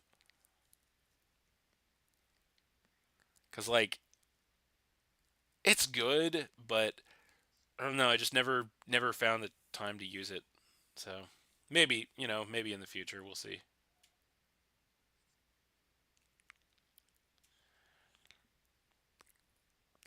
Yeah, I remember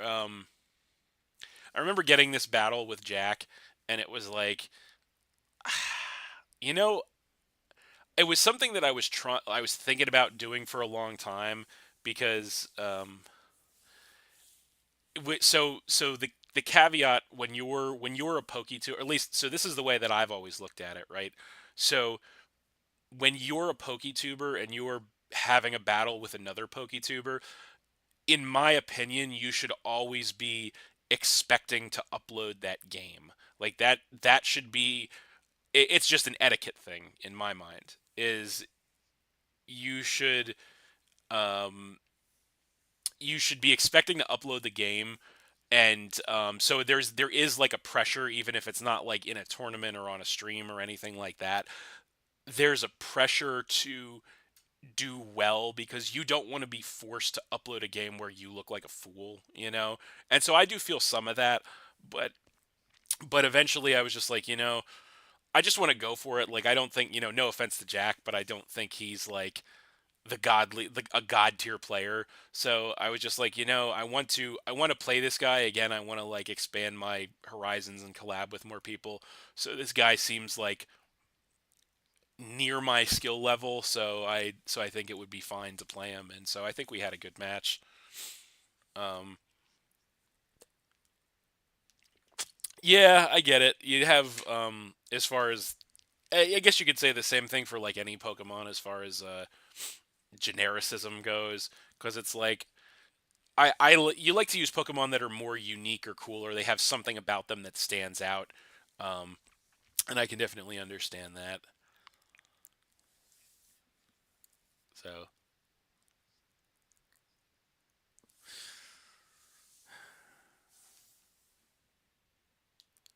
31 hours versus 10 minutes. Yeah, yeah, I think we're um almost in week 4. So, it's getting there.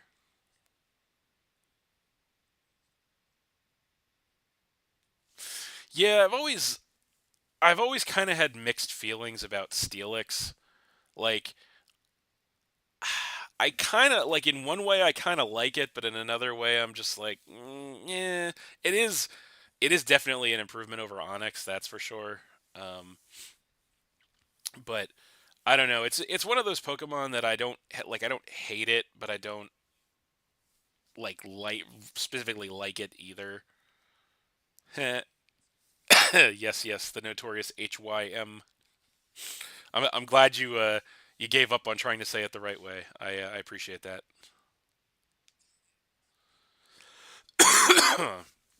Yeah, it looks like the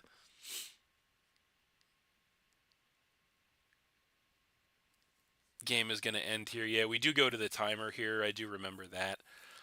Our game was a victim of the 20-minute timer, but I think yeah, we won cuz I think it was either we had 3 left and he had 2 left, or it was either he had 3 left, we had 2 left, or we both had 3 left or we both had 2 left. I don't even remember. It was one of those scenarios, but yeah, another another victim of the timer, unfortunately.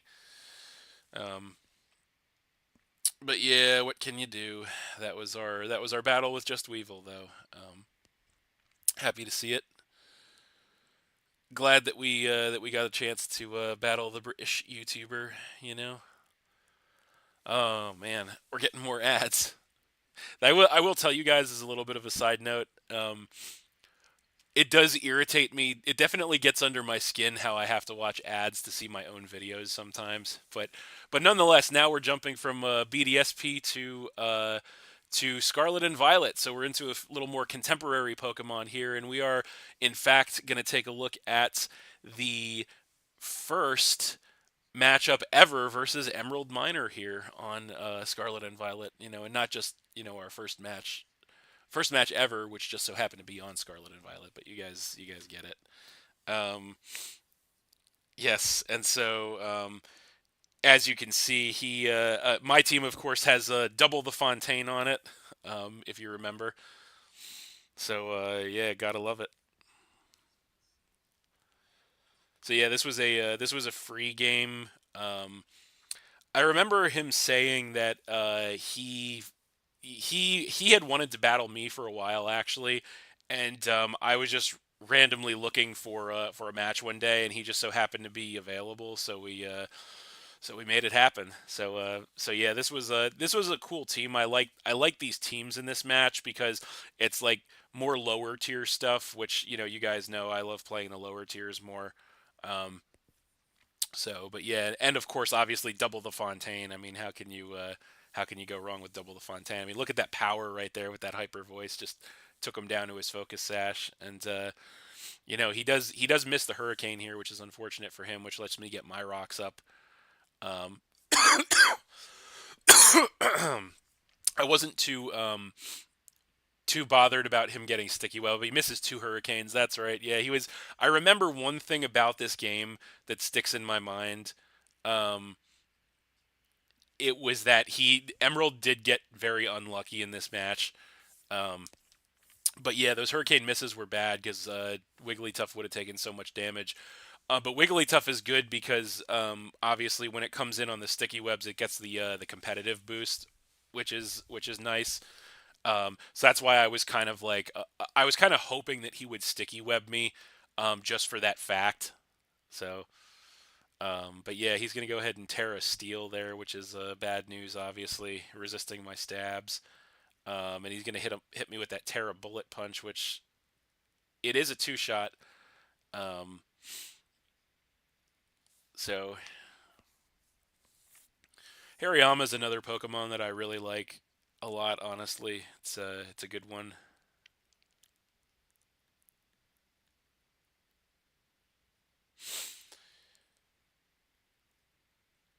But yeah, I like a lot of the stuff on this team. I mean, obviously the Joey puns, um, but of course the Paldean Tauros Blaze is something that I really enjoy. But he made a really good play there with that close combat. I remember he caught me really good. If it wasn't for the intimidate, I would have been screwed.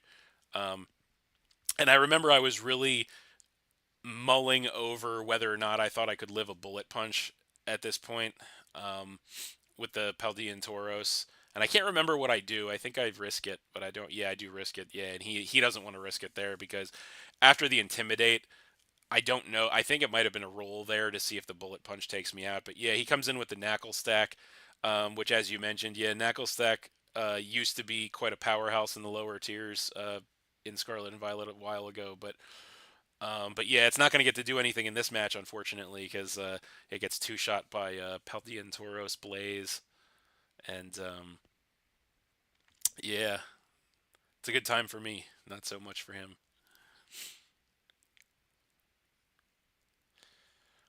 But yeah, now he's got the Tatsugiri. Yeah, I feel like I think you're right. If I remember correctly, I think he had. Yeah, he didn't have Eviolite, but and I don't remember why he said he didn't have Eviolite. There was a reason for why he didn't have Eviolite, and I don't remember what it was. Um, but yeah, it was definitely not the best of decisions on his side. I think because I think if you have a Pokemon like that, you have to have Eviolite. That's just my opinion.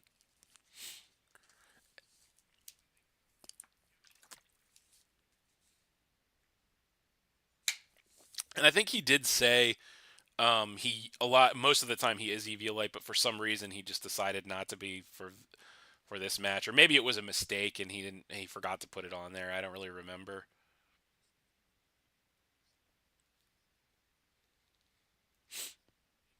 But yeah, I remember here I was really torn again because I knew I was going to have to lean pretty heavily on Paldean Tauros in this matchup, because with it being Scarf, it was a real asset. Um, and so I was every time I was thinking about bringing it in, I was so hesitant to bring it in because I was like, it's because it was on its last legs from an early point in the game. So like I can't take another attack. So I need to I need to protect it. But yeah, he's got the yes, I do actually remember what's going to happen here with this what's it called? Now I forget the name of it. Oricorio, yeah, that's what it is. But yeah, I have to switch out because I am Scarf. Oh, what the hell? Another ad. Damn you, YouTube. There we go. But yeah, I am Scarf, so I have to switch. Scarfed into close combat. But yeah, the reoccurring theme of this game, if I remember correctly, is just the ability of the Joey Fontaine Wigglytuff to dodge attacks. So we get the competitive boost off the sticky web, which is nice. Um, and then he quiver dances, which is obviously bad. And all we can really do is try to chip him with the dazzling gleam, and he misses another hurricane, which is amazing.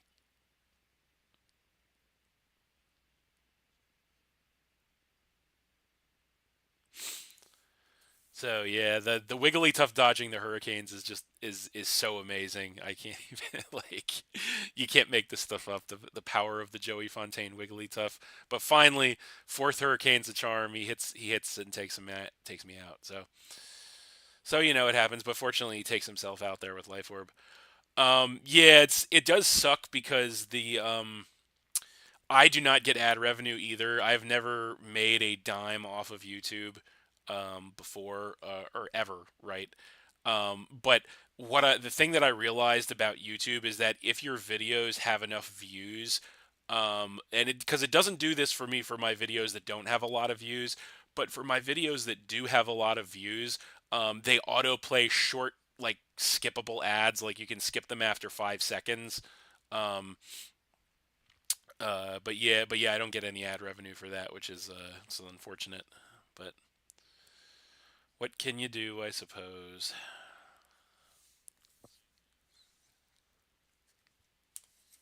But yeah, this Hariyama is putting the work in here.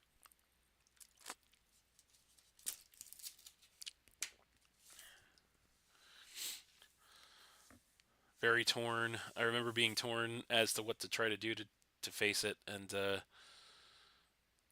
Joey Fontaine Driftbloom was the answer.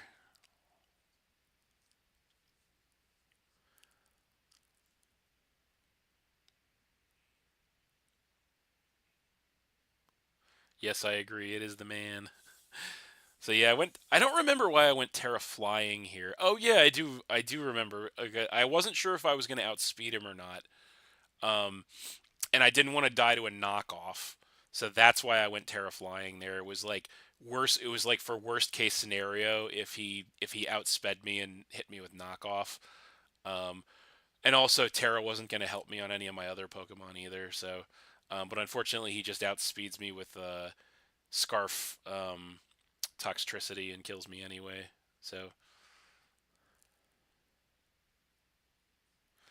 So yeah, it is getting down to the nitty gritty here. So yeah, I know I could fake out for some chip damage in the flinch, and his last Pokemon is this thing, I believe. Um, so yeah, he does take me out with an overdrive because that thing just hits too hard. And so it all comes down to this. I know is that um, does Tauros through the sticky web with a scarf outspeed Toxtricity? Is what this game all comes down to at the end, and I just have to hope that it does. And luckily for me, it does. Luckily, Tauros is faster enough than Toxtricity that it outspeeds it, um, takes it out, and yeah, we get the win over a very game Emerald there. Um, Solid one though, very solid one. Indefinitely a cool first match against Emerald.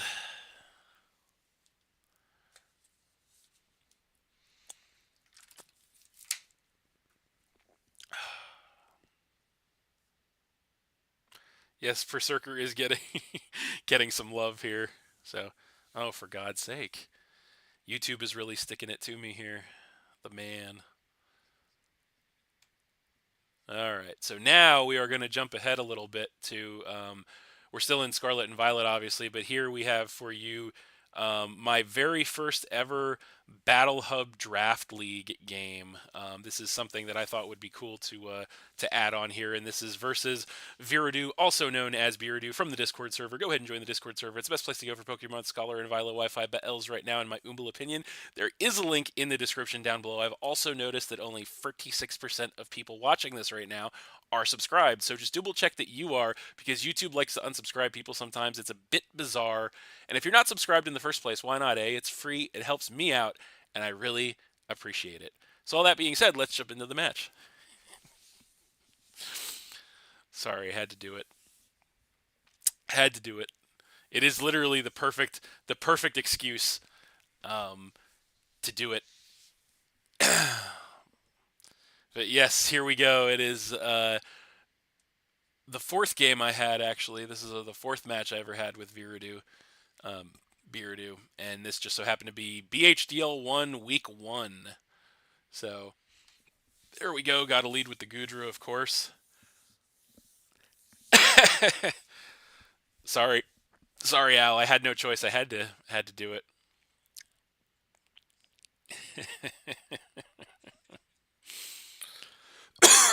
Yeah, Brandon, I've said that so many times that I could say it in my sleep, and I know that's a bad thing.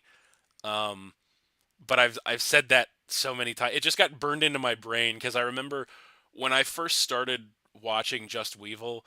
That was like he was playing Beardo a lot. Um, and that was what he would always say, and for some reason I have a knack for remembering stupid stuff.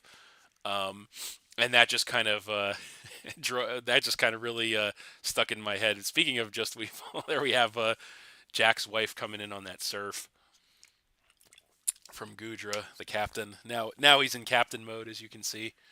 Um, so, but yeah, obviously the BHDL became a pretty big part of my content here um, on YouTube. So it's a nice throwback to the beginning of the BHDL, at least for me. So yeah, there's no way we can leave Gudra in on the Weevil there, as Arcanine is going to take that Ice Spinner pretty nicely. So yes, the early days of BHDL for sure. I was actually kind of torn about this matchup because I really did want to include this matchup. Um,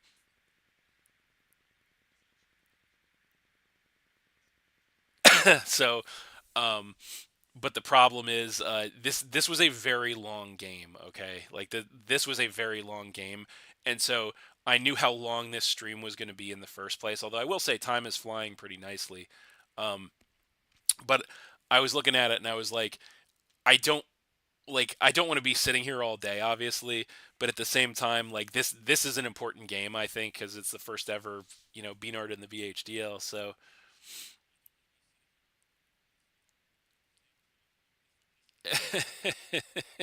yeah, it's this set is another Beeradu hot take, I guess, right?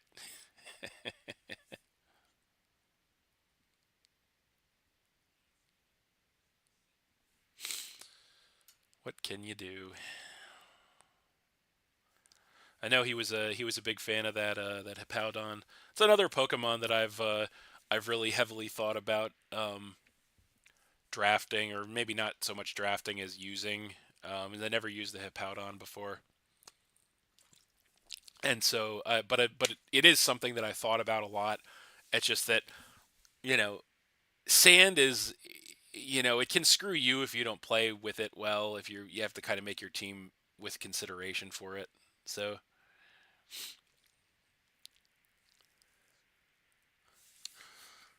oh, that's right. Yeah, I forgot about that. Yeah, this was it's I'll be honest, it's very hard for me to It's hard to remember that we in the beginnings of the BHDL we had so much less access to so many moves and stuff that we do now because it feels like it's been so long um, since Scarlet and Violet came out. So it almost feels like back here you were playing another game because so many Pokemon didn't have access to so many things.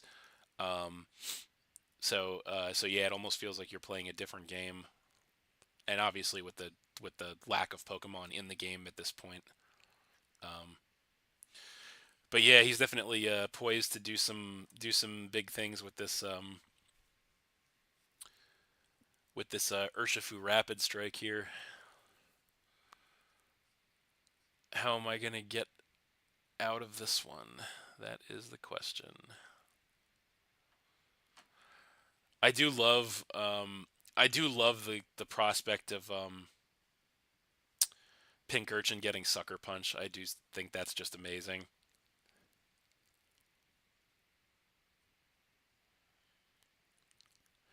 So, but yeah, now I'm in a pickle.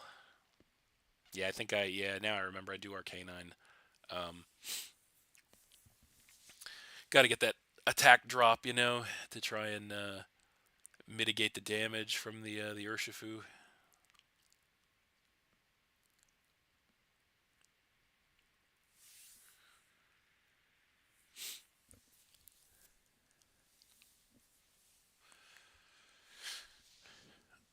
I do remember being so torn about that turn because I was like, I feel like there's a chance he switches out, but I didn't want to risk that he stayed in.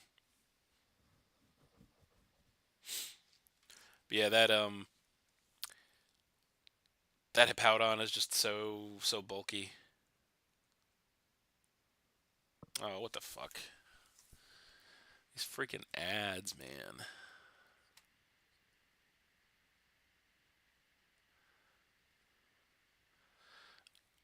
I have a mind. I have a right mind to write a strongly worded letter to YouTube or strongly worded email, I guess, and be like, "Yo, why do I have to watch ads to watch my?" It's not like I'm. It's not even like I'm not signed in. Like I'm signed in as myself on my YouTube channel, and I'm being forced to watch ads on my video. It's like what the fuck. Ah, man,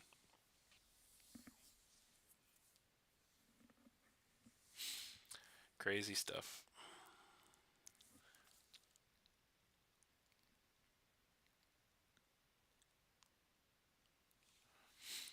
But yeah, there is one moment that sticks out to me, and you may remember what it is. We haven't got there yet, but there is a moment well, I guess there's two moments that stick out to me, and this is one right here. Is wasting the Terra. Um, yeah, I definitely tried to go in with the Hawlucha prematurely here in this one, but I was like, hey, if he doesn't have Whirlwind, I just win, right? Because I can, I have the Swords Dance Electric Seed popped, and unfortunately, he did have Whirlwind, so that did not work out well for me. Yeah, that's only the slight blunder. The whirlwind, or getting whirlwinded out and wasting my Terra and my setup and everything on the Halucha was definitely a good one. Um, but yeah, what I do later in the game is one of the big ones. Well, you'll see it. You'll see it when it happens. Essentially,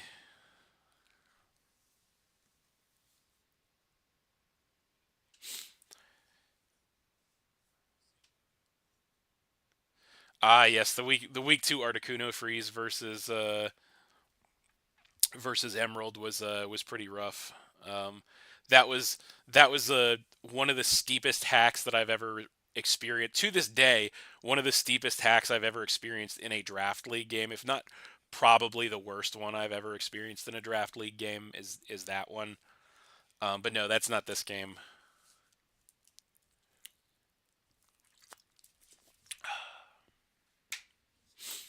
Yeah, this one has to do with it's not so much a hack as it is just me not knowing what things are or what a move does. But yeah, when we get to it, we'll see. But yeah, I was pretty proud of myself for that move actually, because I made a great. I predicted the Thunderous coming in, and I ice beamed it, um, which was a pretty nice read on my side, if I do say so myself. Did massive damage to that thing, and Gudra is usually a pretty good wall for special attackers, generally speaking. Oh yeah, yeah. I do kick myself. So me not knowing what surging strikes do, and me thinking surging strikes is a priority move, was something that I kicked myself for a long time. Um, I am very glad that that didn't cost me the match, um, because I would have felt really stupid if it would have cost me the match. But fortunately, it didn't. Um, it just kind of prolonged the match to a unnecessary degree. Um, but yeah, because I could have ended it with Espathra a lot quicker had I not been so dumb as to think that Surging Strikes was a priority move. And I don't honestly even remember why I thought that, but I know that I've always had very limited interaction and experience with Urshifu Rapid Strike, because I remember when I was playing Sword and Shield, I got single strike Urshifu because you had to choose which of the two you were gonna get, and I picked single strike because I thought it was cooler. I thought, I just liked it. I liked the fighting dark typing, I guess, more. I just liked it more. Um, so yeah, so I always picked single strike Urshifu. Um, so so I wasn't so I didn't really have a lot of experience with Rapid Strike Urshifu, in Generation 8 in Sword and Shield, and then of course in BDSP it wasn't in the game. So then when it came back in Scarlet and Violet in Generation 9, and this was, if I remember correctly, this was also like pretty soon after the DLC dropped. Um, so it was like I don't think I had even played against an Urshifu Rapid Strike in Scarlet and Violet at that point yet. So just for some reason, like I was trying to remember, and I don't remember why I thought that it was a priority move, but it just, obviously it's not. So, but it is what it is. It did not cost me the win, which is something that I can live with. It just prolonged the game greatly, which was a thing in and of itself. But like I said, it was doable. It was not unforgivable.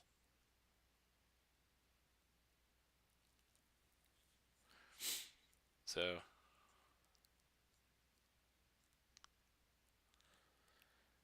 but yeah, Gudra is down.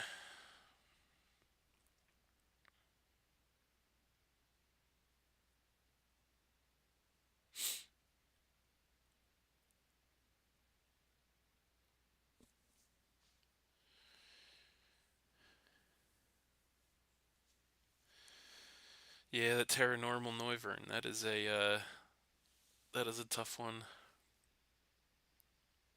Yeah, now we enter the Espathra.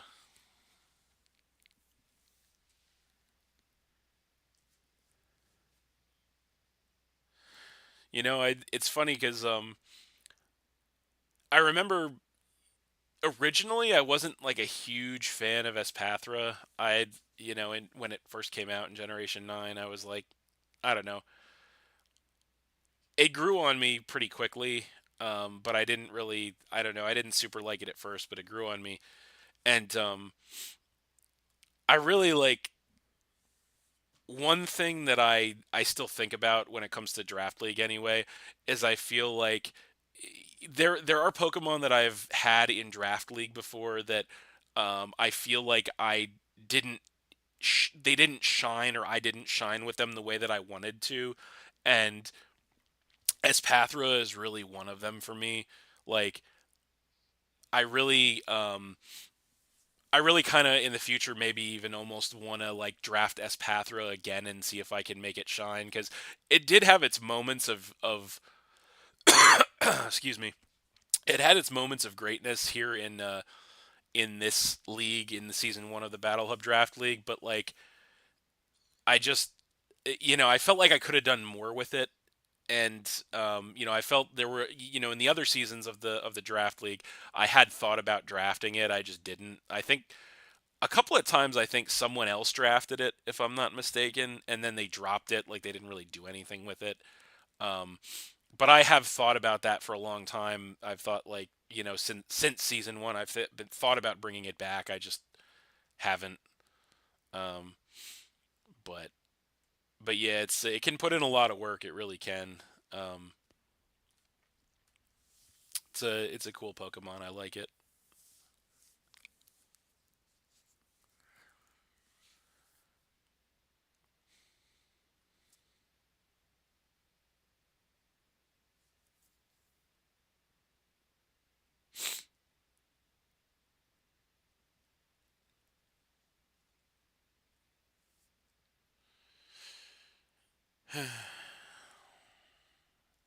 Yeah, I think if I'm not mistaken, I can't 100. I think I go up to +4. Yeah, that's I do remember. Yeah, so I remember when I was doing this, like the whole time I was having this calm mind war with Heatran. The whole time I was just thinking like I have to get high enough. Like I have to make sure that I end this with either enough HP or behind a substitute to the point that I can survive the I could survive an attack from Urshifu Rapid Strike because in my head I had it so ingrained in my head that it was a priority move, that Searching Strikes was a priority move, and I just like I said I just don't remember why I thought that for the life of me. I just do not remember why I thought that. And I was even in a good spot here because I go stored power, take the heat ran out. So I am behind the substitute with about 50% health here, and he comes in with he comes in with the Weevil first because he wants to try and he has to break the sub, right? And I don't think I've showed him Dazzling Gleam yet or the Shadow Ball yet. Yeah, no, I haven't shown him that I have that. So he goes for the Ice Shard, and it does break the substitute, obviously. Um, and then I go Shadow Ball, and it takes him out because it's at +4, and it's a Weevil at 50% health. So now I'm sitting at a little above 50% health, and then he comes in with the Urshifu, and I'm just like, for some reason here in my head, I'm just like, I know Surging Strikes is a priority move when it's not, and I just I don't know why. I thought it was a priority move, and I like I said, it's watching it back is just so funny because like this would have been the end of the game right here had I just clicked stored power. It would have just been the end of the game, but I'm like, you know what? Let me make the smart play, quote unquote smart play, and I'm like, this +4 special attack, special defense, +6 speed Espathra. I'm gonna switch out because I don't think because we already knew the Urshifu was not banded, it was not choiced because he used Swords Dance. So I don't think there's any world that Aqua Jet KOs me from there. There's no possible way that Aqua Jet KOs me from there. Um, so I don't know. I thought Surging Strikes was a priority move so badly. I thought it was a priority move. Um, but anyway, I've belabored that point enough. So yeah, he gets greedy with the Swords Dance there, and I make him pay with the Earth Power. So the +1 Earth Power takes him out. So I still feel at this point in the game, I still feel pretty good about my chances, even though I've just blown it to hell with the Espathra sweep. Um, but I still feel kind of confident at that point. So yeah, it was definitely not one of my prouder moments, that's for sure. it was not at all one of my prouder moments. Um, just like I just didn't know. I had like I mean, well, I've beat a dead horse on that enough, so I don't have to beat it anymore. But yeah, it was definitely. I think as far as draft league misplays go, I think that was definitely one of, if not my greatest draft league misplay of all time, was that moment right there. Um, but you know, what can I say? What can you do?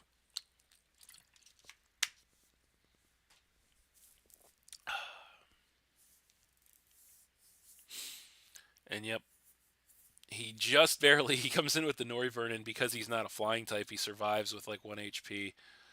Um, but he has to. I can't remember if this Nori Vernon was choice or not.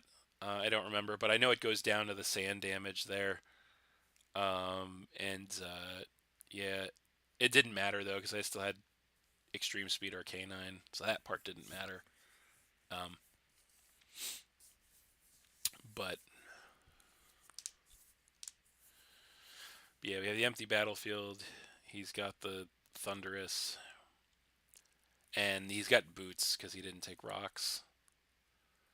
Yeah, we do actually tank the Volt Switch, and that's his last Pokemon. Terra Blast Ghost takes it down. Being able to Terra Hawlucha was so much fun. It was amazing. But yes, we get the win there over Biridu. Um, after the misplay of the century, we do still get the win, which is nice. So,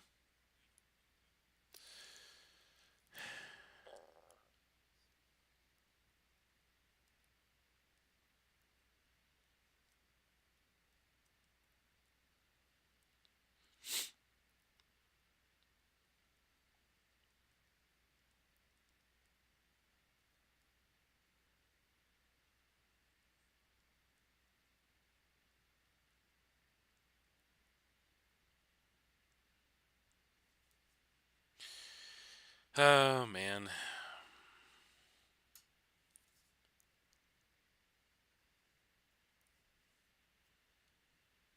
Well, that's the end of that one. And so that is going to bring us, in fact, to, believe it or not, the final battle on this playlist, and that is going to be one of my more recent games with none other than the scholar in Viola himself, Raymond. This was our fourth match here on Scarlet and Violet.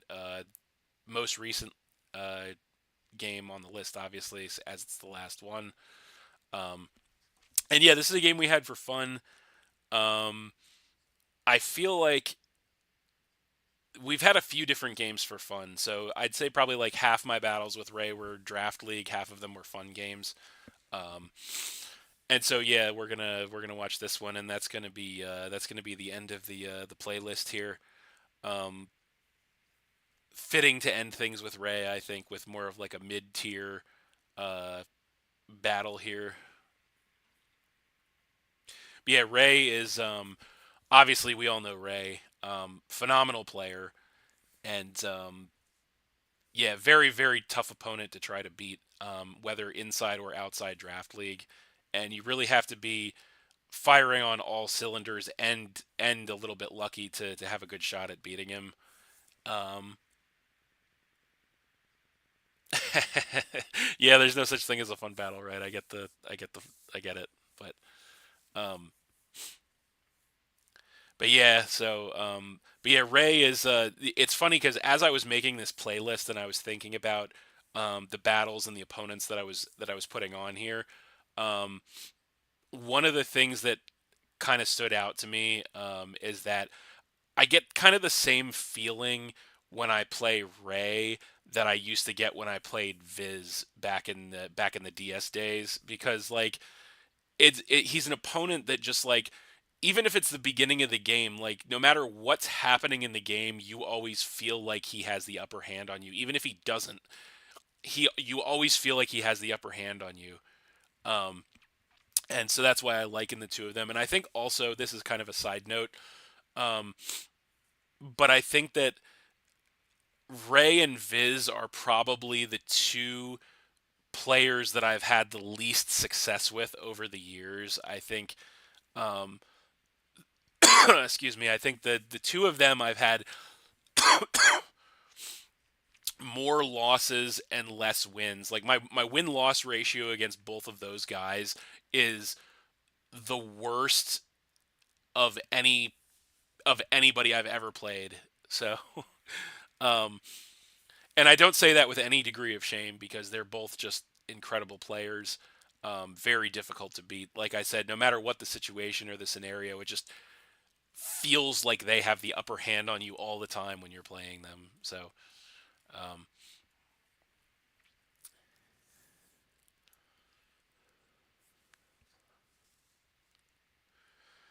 but yeah, it was very. As we're watching this final battle on the playlist here, I do want to kind of wind things down by saying that um, it was very difficult um, to craft this playlist, and I didn't realize how difficult it was going to be until I started making it. Because like I said at the top of the video here, um, 839 YouTube videos over a 10-year period. Um, that's a lot of ground to cover, and I did at least two battles from every game that I've done Wi-Fi battles on. Um, some had a little more than others, obviously Ultra Sun, Ultra Moon, and Scarlet and Violet, since I produced so much more content on those games than I have on any other games. Um, but yeah, the crit there was nice. The Drain Punch.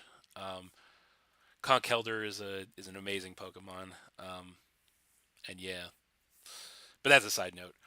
Um, but yeah, it was very hard to craft this playlist. But these are just 15 battles, 15 videos that I've gone through um, that I thought were some of the better ones, some of the more memorable ones that I've had over the years here on Scarlet and Violet, or I'm so used to saying Scarlet and Violet because that's the current game, but on YouTube I should say over the years, and yeah, it's just it's crazy to think that it's been that long. It feels like just yesterday that I was sitting on the floor in my bedroom with my cell phone camera pointed at my DS. Um, and all these years later, I'd like to think that I've developed a modest following and a modest name for myself among PokeTubing here. Um, Extremely modest. um, but at the end of the day, I've always done this for fun, entertainment, and it's been great so far. Um, but yeah,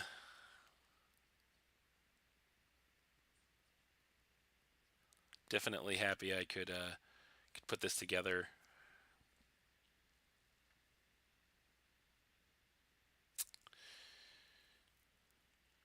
But yeah, this game. Speaking of the clef key, a little bit ago, the superior fairy steel type. Magirna's got nothing on clef key. Um,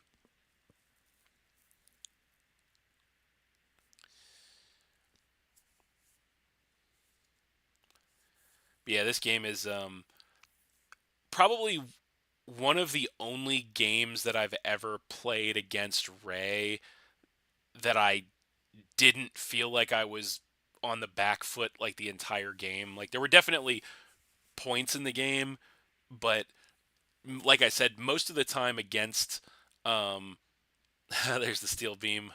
I was so proud of myself for that and it didn't even kill. I was so proud of hitting him with the steel beam tech. But Klefki's special attack stat is so unimpressive that even then it didn't actually finish that thing off. Um, but yeah, I was this game sticks in my mind because normally when you're playing an opponent like Ray, at least in my opinion, you just always feel like you're on the back foot, like you're behind. And this was the one game I can say that I've ever played against Ray that I didn't feel like I was behind the entire game. That I actually felt like I was making the smart decisions and the right plays. more often than not. So, which is very hard to do. Like I said, I felt the same way about that game we watched earlier with Viz.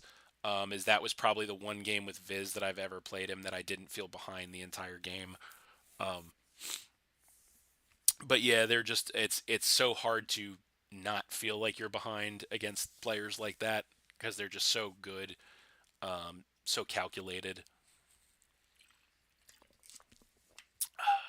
But yeah, it's coming down to the wire, but looking okay for us right now. We got to go ahead and bust out our Terra.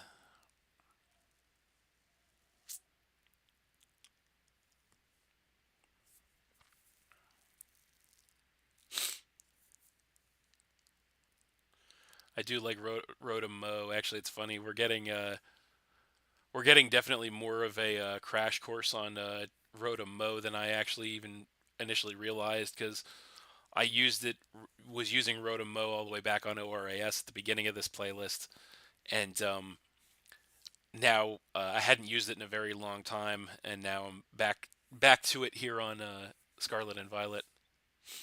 So I remember being so torn in this moment because both high horsepower and icicle crash have a chance to miss, but I was like, I don't want to drop my defense with close combat, so I went for the high horsepower, and thankfully I didn't miss. Yeah, I really like Rotom Mo. Honestly, I'd say um, Rotom Mo and Rotom Heat are probably tied for my favorite Rotom personally. I like both of them a lot, um, but Wash is obviously the best one competitively. Um, So yeah, this was good because I was able to tank that Terra boosted Hydro Pump there, and I didn't want to push my luck. That's why I went for the close combat there because I didn't want to push my luck on missing a high horsepower. But yeah, now I really like. Speaking of Pokemon, I do really like the Glastrier here, and we're at +2, I believe, at this point. So as long as we hit the Icicle Crash, we take out the Reuniclus there for sure. And that's game. So yeah, that was our one and only victory over Ray was that one right there. So that had to go on here to kind of cap the playlist off. Um, Definitely put in the work in that one to make it happen. And I think whenever you beat a guy like Viz or Ray, regardless of the circumstances surrounding it, you're just like you feel so relieved and so happy to have been able to beat someone of that caliber, regardless. So but yeah, that is the playlist. Let's go ahead and get out of here if it wants to. Yeah, that is the playlist, ladies and gentlemen. And 15 videos to celebrate 10 years of the captain on YouTube. So there you have it, ladies and gentlemen. That is, I think, pretty much going to do it for this one, as we are well over 2.5 hours at this point. So, kind of about what I anticipated. So, but yeah, some closing thoughts here from me as we wrap up the 10-year anniversary stream. Um, so, I kind of already said this a couple times, a little bit. But it does feel crazy to me that it's been 10 years of me on YouTube. Um, I am happy with the what I've been able to do over the years. Like I said, this has always been YouTubing has always been more of a um, like a for fun thing for me. I've never made a penny off of YouTube. It would be nice if I could, but I don't know at this point. I've never held my breath on that concept, and at this point, I don't think that's a thing that's going to happen. I mean, maybe eventually I'll make a couple bucks off YouTube, um, but I've to this point have never made any money off YouTube. But it's always been a thing that I've done for fun. in my spare time, and I hope to continue to do that into the future. Um, as long as I can, for sure. But yeah, I do want to say thank you to everybody who watched the stream. I appreciate it. Like I said, big first for me, first ever live stream for me on YouTube. Maybe at some point in the future I'll do more live streams. I don't know. I'm still trying to figure out what exactly I want to do. Excuse me, content wise, going into the future here with the channel. Um, but yeah, it's a big milestone for me, and I'm glad to celebrate it, and glad for everyone who showed up to uh, hang out and take a look, and also appreciative of everyone who will watch back the video later. And yeah, obviously the biggest of thank yous to everyone who's been watching me and supporting me over the years. I really do appreciate it because, like I said, at the end of the day, I do this for fun, and I do this for entertainment. And I hope that I have been able to. I know I've been able to make it fun for myself over the years, and I hope that I've provided at least decent entertainment to all of you who choose to watch for the time that I have been doing this. So. Um, but yeah, that is going to do it. Here's to hopefully another 10 years of content creation here on YouTube for me. So, yeah, thanks for watching again, everybody. I hope you all enjoyed. Please hit that like button, comment, subscribe, share the video, all that good stuff. And stay tuned for more new videos in the future. We're going to be rolling on down the road here. Yes, thank you, Al. My loyal pal and viewer. I appreciate you, Al. Um, but yeah, there's going to be more content coming down the road. We're going to keep going with Wi-Fi content, other stuff. I have some other ideas in the works for more videos and content that maybe you guys will enjoy in the future. That's going to be coming out as well. Um, so yeah, definitely stay tuned for all of that. And once again, thank you to everyone who's taken the time to watch this over the years, um, and watch this stream as well. So, but yeah, that is going to do it for me, everybody. So thanks for watching, and we will see you next time.